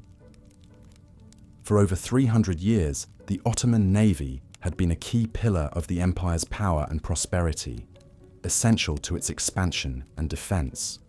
Throughout this time, untold thousands of Ottoman sailors had lived and died on the empire's ships, enduring hardships and dangers that most of us can scarcely imagine. From the oarsmen chained to the galleys to the admirals commanding mighty fleets, all were caught up in the brutal struggle for supremacy on the waves. Their lives were ones of constant peril and privation, their fates tied to the fortunes of a vast and often volatile empire. In the end, the story of the Ottoman Navy is one of both great triumphs and slow decline, mirroring the trajectory of the empire it served. It is a reminder of the human cost of imperial ambition and the toll it takes on those who are caught up in its currents. The legacy of the Ottoman sailor, toiling on the seas for sultan and empire, echoes down through the centuries, a testament to the enduring resilience of the human spirit in the face of adversity. The Ottoman Empire was a realm of contrasts: ornate palaces and squalid hovels, magnificent wealth and destitute poverty, strict piety and brutal torture. For the select few at the top, life was opulent and extravagant beyond imagination. But for the vast majority of the empire's subjects, daily existence was a harsh struggle rife with challenges, restrictions, and injustices. While the sultans indulged their every whim in lavish palaces like Topkapi and Dolmabahce, most of their subjects eked out a meagre living in grinding poverty. The lucky ones might dwell in cramped tenements in the narrow, winding alleys of Constantinople or Smyrna. The poorest of the poor huddled in makeshift shanty towns or scratched a living from the unforgiving soil as peasants. Life was a constant battle against hunger, disease, and the whims of corrupt officials. The cities heaved with overcrowding and squalor. Sanitation was primitive at best, with raw sewage and rotting refuse choking the streets. Potable water was scarce, and cholera, dysentery and typhoid ran rampant in the fetid conditions. Swarms of biting flies and stinging mosquitoes tormented the inhabitants and spread waves of malaria and plague. Most citizens couldn't afford the services of doctors or apothecaries, relying instead on prayer and superstition in the face of rampant illness and suffering. In the countryside, peasants faced the age-old scourges of famine and drought. Starvation was an ever-present spectre. A few seasons of scanty rainfall could leave entire villages destitute and desperate, scrabbling for any morsel to fill their bellies. Locusts, rats, and other vermin ravaged fields and granaries, while marauding bandits carried off what little the farmers managed to hoard away. When crops failed, many had no choice but to abandon their lands and join the swelling ranks of beggars in the towns. For those lucky enough to find work, toil was back-breaking and wages pitiful. Craftsmen laboured from dawn to dusk in sweltering workshops and noxious tanneries. Weavers hunched bleary-eyed over their looms until their fingers bled, while blacksmiths sweltered over smoking forges. Millers choked on billowing flour and sawyers hacked at timber until their hands were riddled with blisters. Merchants and moneylenders fared better, but lived in constant fear of robbers, rioting mobs, or avaricious tax collectors. Trade was the lifeblood of the Ottoman economy, but fraught with dangers and hardships. Caravans braved bandits, floods, sandstorms, and scorching heat to transport silks and spices along the ancient Silk Road. Sea captains risked storms, pirates, and scurvy to carry cotton and carpets across the Mediterranean.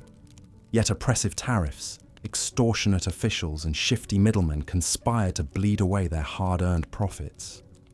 And always there was the Sultan, skimming off his share through customs duties, port fees, and taxes on every transaction. Craftsmen and merchants banded together in guilds to assert their rights and defend their livelihoods against exploitation. But the guilds were a mixed blessing, enforcing strict controls over production, prices, and competition. Woe betide any artisan who dared to work longer hours or undercut his fellows. He would face crippling fines or a beating from guild enforcers. and certain trades were restricted to Muslims alone, limiting opportunities for Jewish and Christian subjects. Non-Muslims faced even greater hardships and restrictions under Ottoman rule. As conquered peoples, they were relegated to second-class status, tolerated, but never equal. Most were confined to ghettos, subject to curfews, and barred from riding horses or bearing arms. They paid special taxes, like the jizya, a yearly poll tax on every adult male, and faced pressure to convert to Islam to escape such burdens and indignities. Their religious practices were tightly restricted. Church bells were silenced, synagogues couldn't be repaired without permission, and public processions were banned. For Christian families in the Balkans, there was the added trauma of the devshirme, the periodic levees in which the Ottomans abducted young Christian boys to serve as slave soldiers in the sultan's janissary corps. Terrified parents tried to hide or marry off their sons to avoid this fate worse than death. Taken far from their homes, the boys were circumcised and force-fed the teachings of Islam, beaten into fanatical loyalty to the sultan. Only the toughest and most ruthless survived to join the janissary ranks. Life was perhaps harshest of all for slaves, and the Ottoman Empire was one of the world's biggest slave states. In Constantinople alone, there were tens of thousands of slaves from Africa, Eastern Europe, and the Caucasus. Galley slaves hauled on the oars of warships as overseers flayed their backs raw.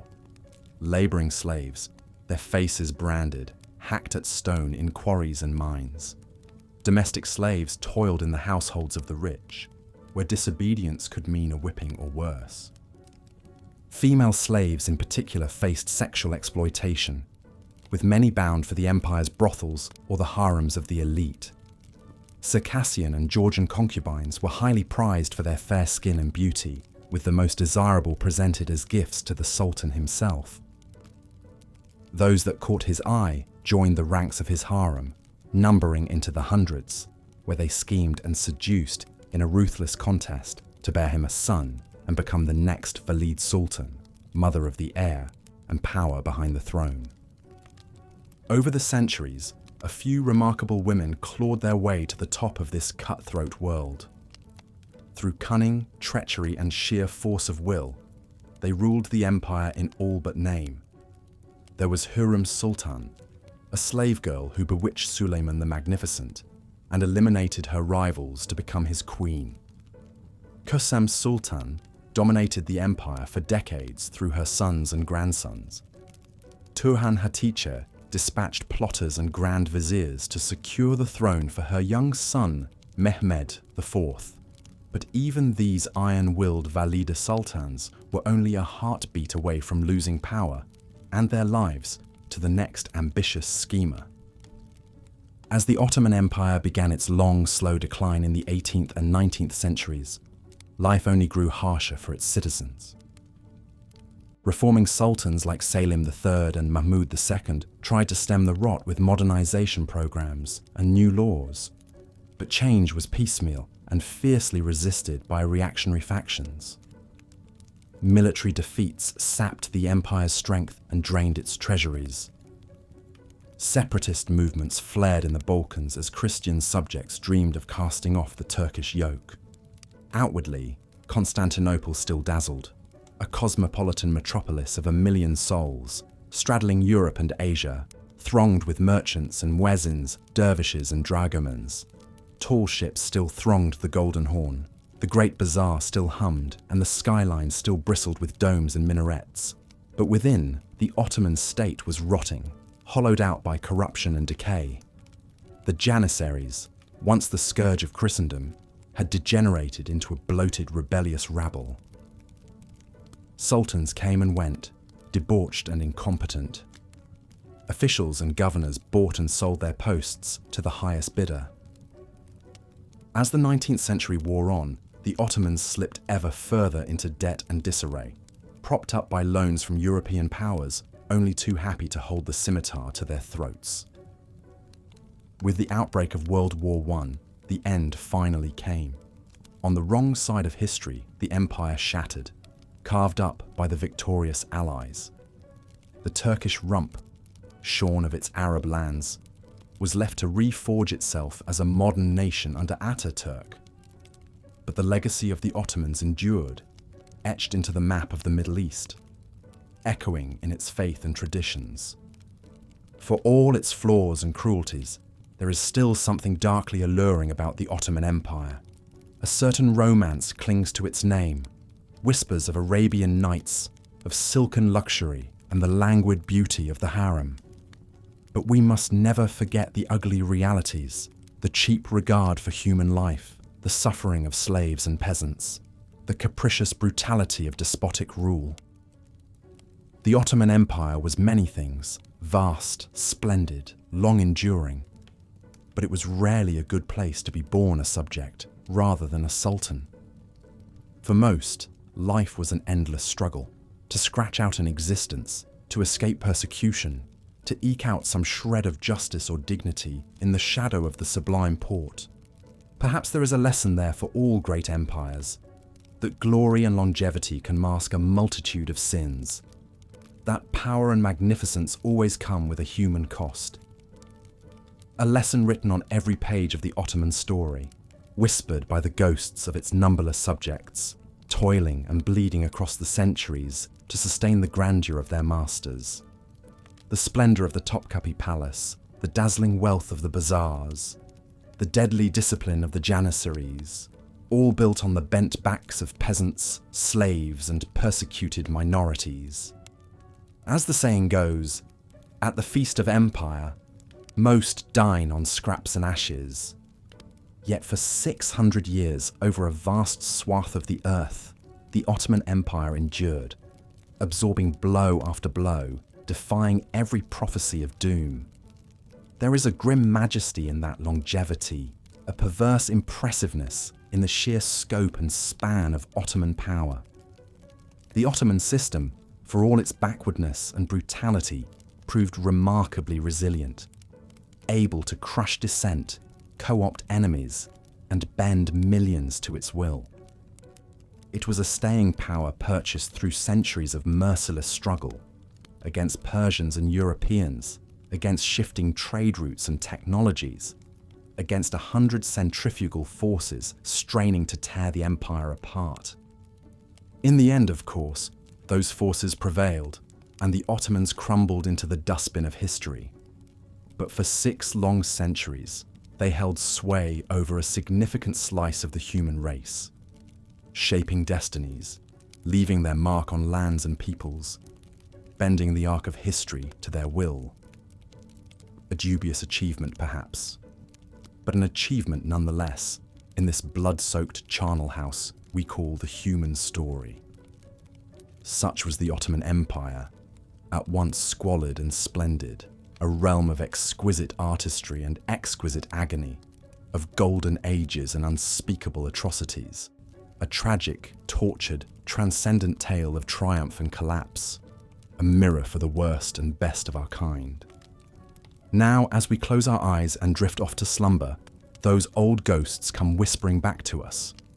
Sultans and slaves, conquerors and concubines, all those long-ago lives ground up in the mills of empire. Their struggles and sorrows float to us across the ages, a blood-flecked miasma from that vanished epoch of silks and scimitars. Perhaps, as we sink into sleep, we might spare them a thought, the faceless, forgotten subjects whose pain paid for the palaces and pashas, the price of all that pomp and power, tallied in toil and torment. Not a comforting thought, perhaps, but an instructive one, as we sail through this fallen world of fading glories and tarnished thrones. For in the rise and ruin of the Ottoman realm, we might just catch a glimpse of the human condition in all its sordid splendor. As the 16th century dawned, the Ottoman Empire was at the zenith of its power and influence. Suleiman the Magnificent, the empire's longest reigning sultan, sat upon the throne in Constantinople. Under his firm hand, Ottoman armies pushed the borders of the empire outward, conquering new lands with ruthless efficiency.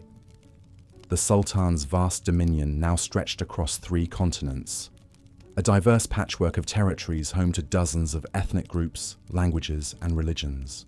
But for the millions of subjects under the Sultan's rule, life was often difficult and precarious. The empire's very size proved to be one of the greatest challenges for the Ottoman government. Maintaining control and order over such far-flung lands, from the Balkan Mountains to the deserts of Arabia, was a constant struggle. Messages, taxes, and decrees from the Sultan could take weeks or even months to reach the empire's distant provinces. Rough terrain, weather, and sheer distance hindered efforts to project centralized power to the fringes of the empire. Transporting armies, supplies, and commerce over land and sea was an arduous undertaking, at the mercy of the elements. In remote regions, local authorities and power brokers often held more sway than far-off Constantinople. Corruption was rampant, as provincial officials exploited their distance from the capital to line their own pockets and abuse their authority. Bribes, kickbacks, and embezzlement leached away imperial revenue. Justice was selective and uneven. A pasha could easily bend the law to his benefit, with the right incentive slipped to the local judge. The hardships of life were compounded by the empire's location. Much of its territory consisted of unforgiving landscapes prone to droughts, famines, and natural disasters. When the rains failed in Egypt or Anatolia, peasants starved and the Sultan's taxes went unpaid. Locusts could devour whole harvests in a matter of days. Earthquakes, floods, and fires periodically ravaged towns and cities, leaving destitution in their wake. But no force of nature was so feared as the wrath of the Sultan himself. As absolute monarch, the Ottoman ruler wielded power that was nearly divine. The Sultan's word was law, and he held the power of life and death over all his subjects. Dissent, disobedience, and rebellion were dealt with swiftly and brutally to serve as stark warnings against future defiance.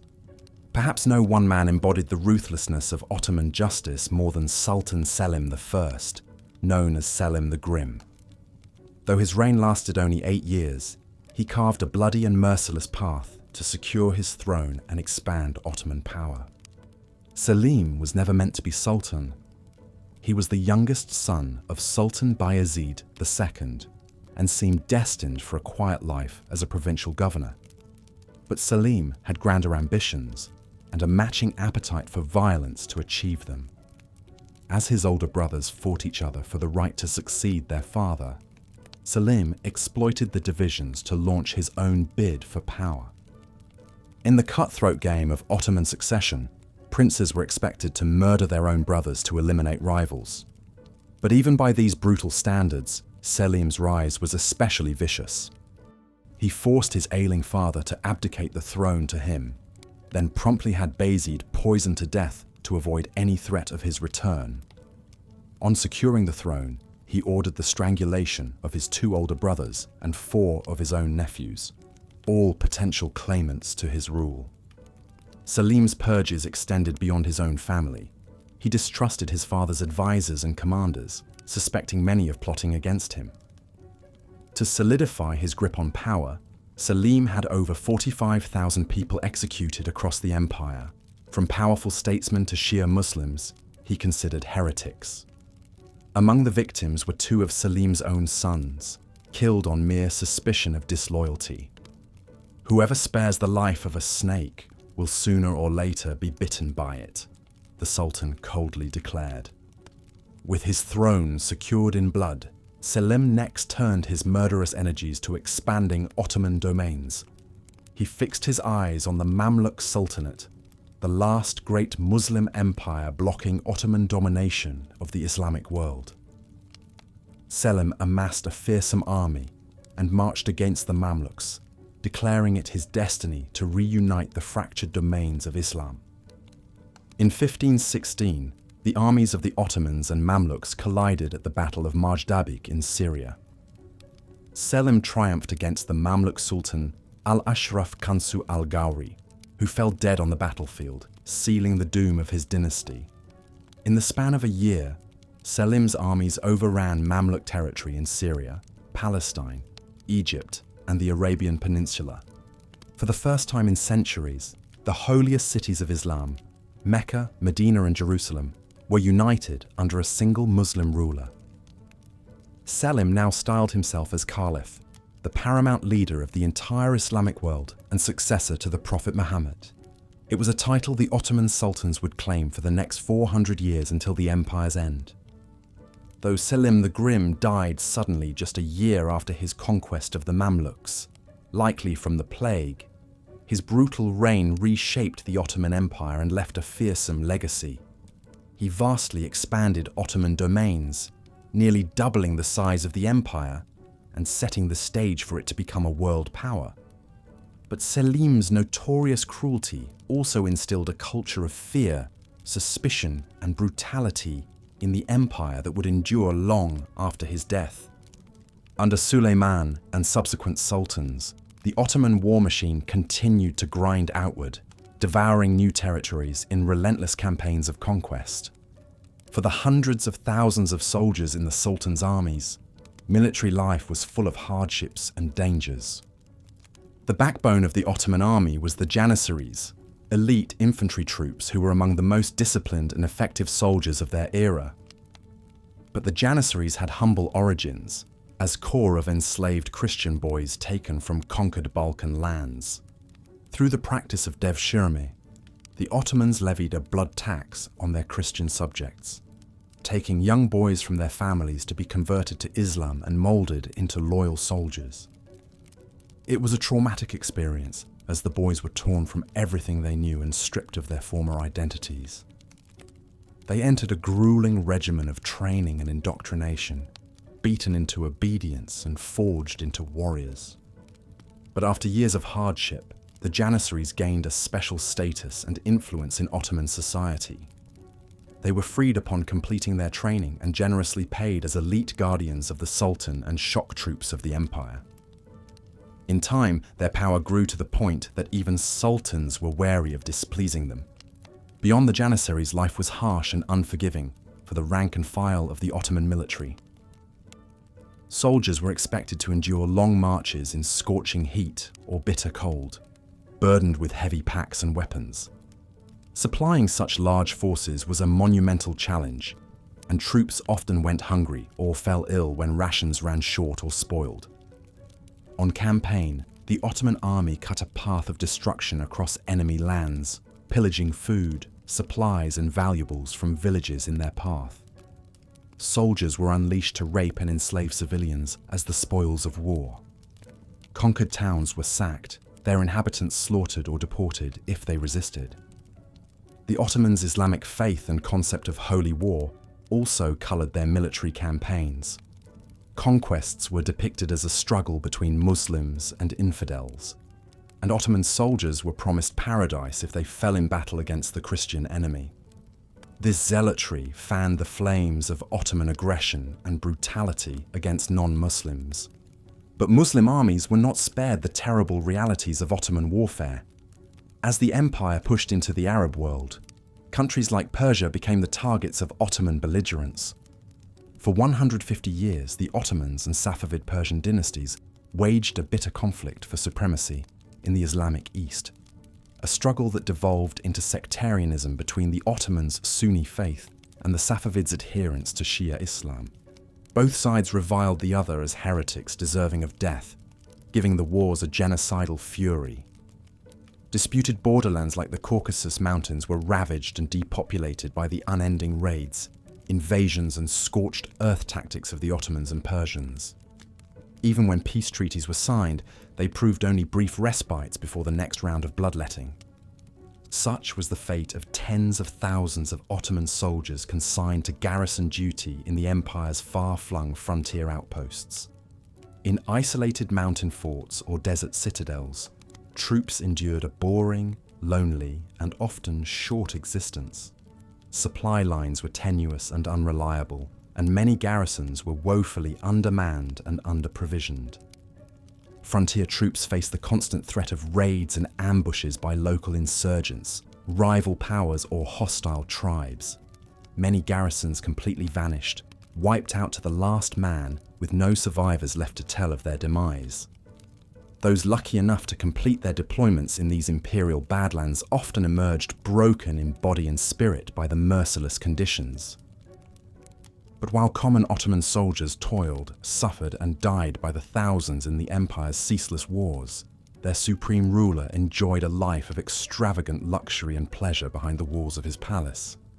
The Ottoman Sultan, whose every whim was law, lived in a world of such splendor and excess that it was scarcely imaginable to his subjects. Topkapi Palace in Constantinople was the glittering heart of the Ottoman Empire, a sprawling compound of ornate buildings, manicured gardens, and lavish courtyards.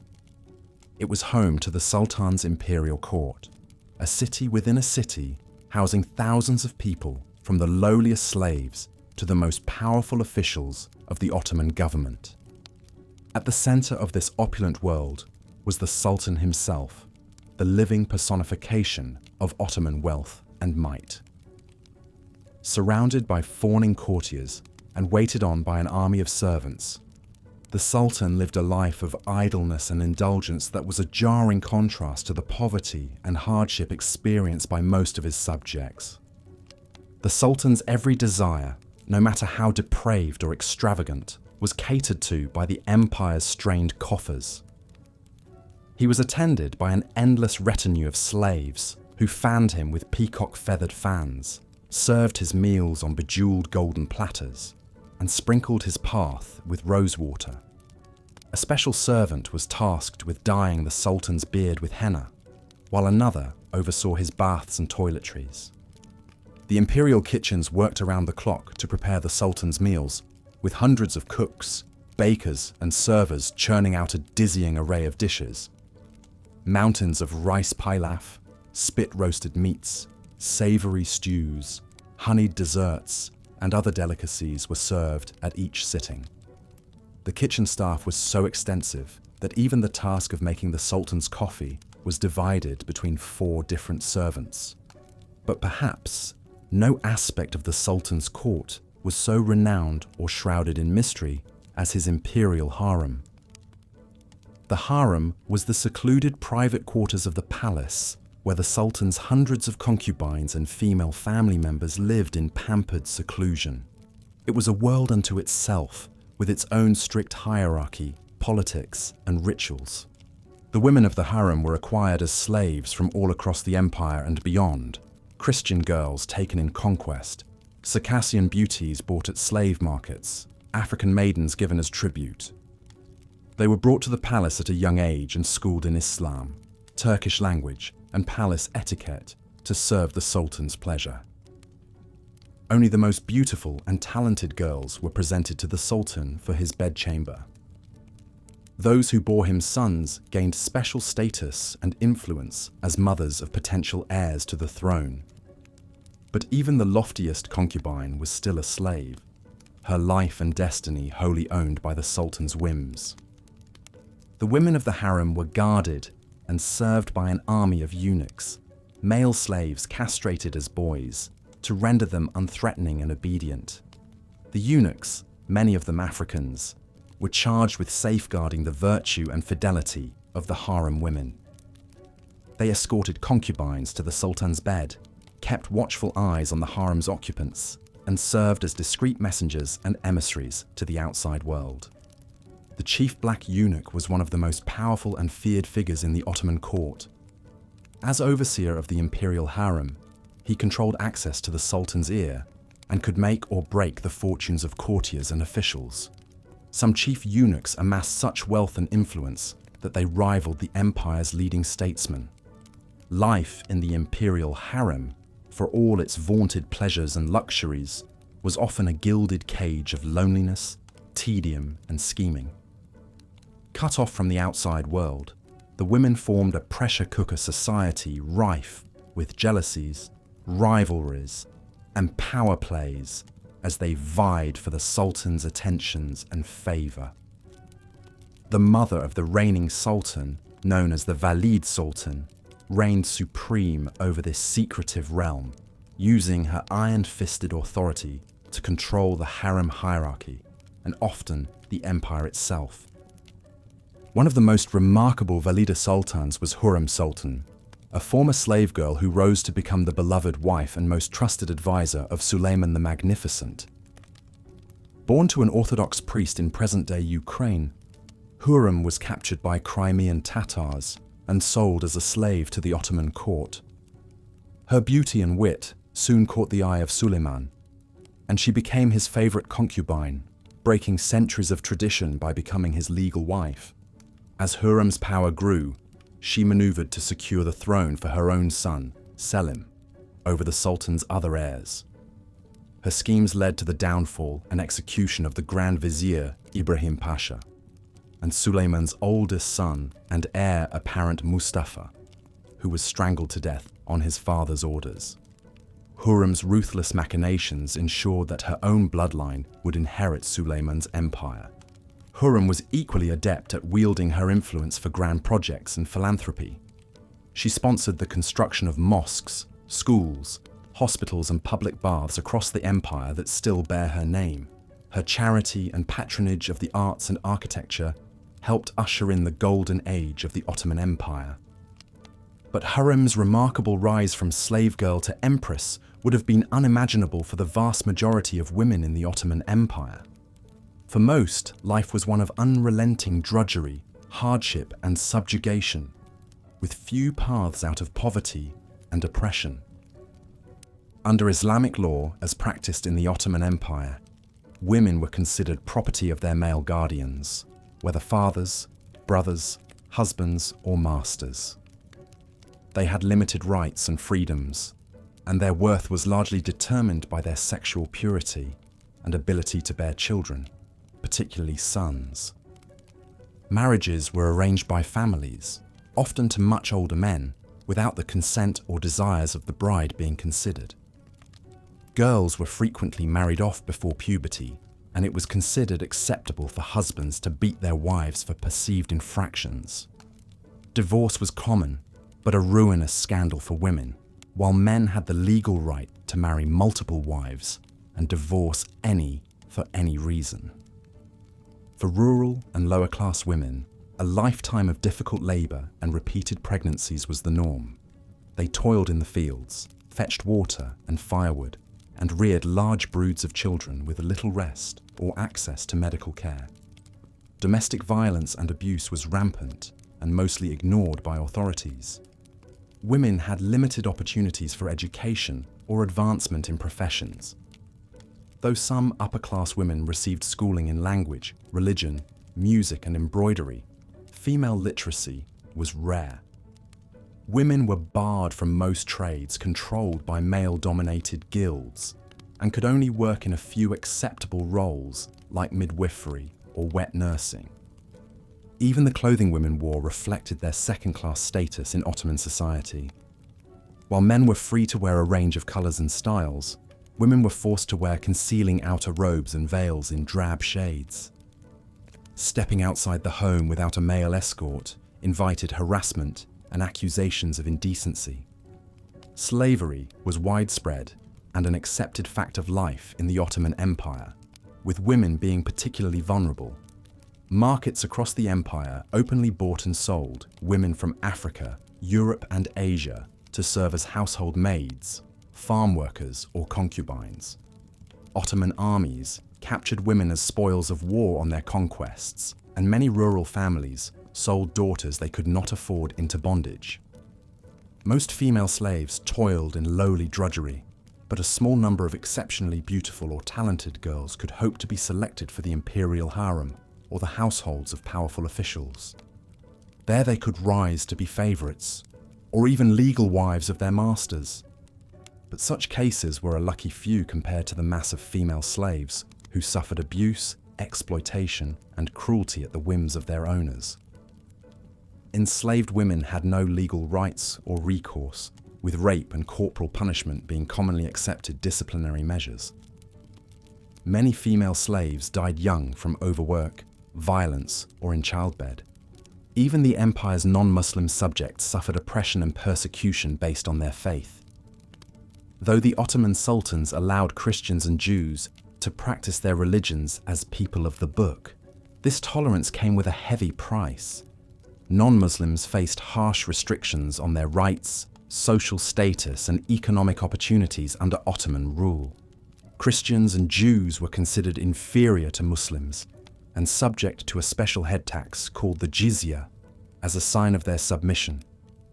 As the 19th century drew to a close, the once mighty Ottoman Empire was but a shadow of its former self.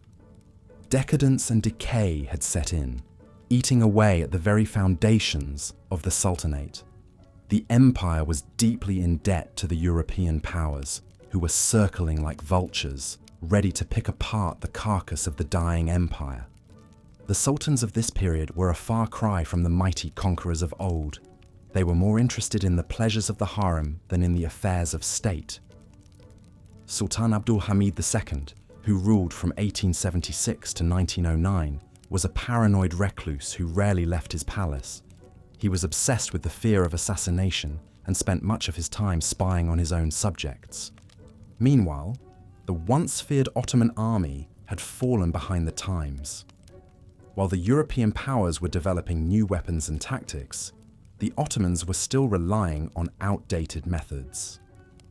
The janissaries, once the elite soldiers of the empire, had become a corrupt and undisciplined rabble.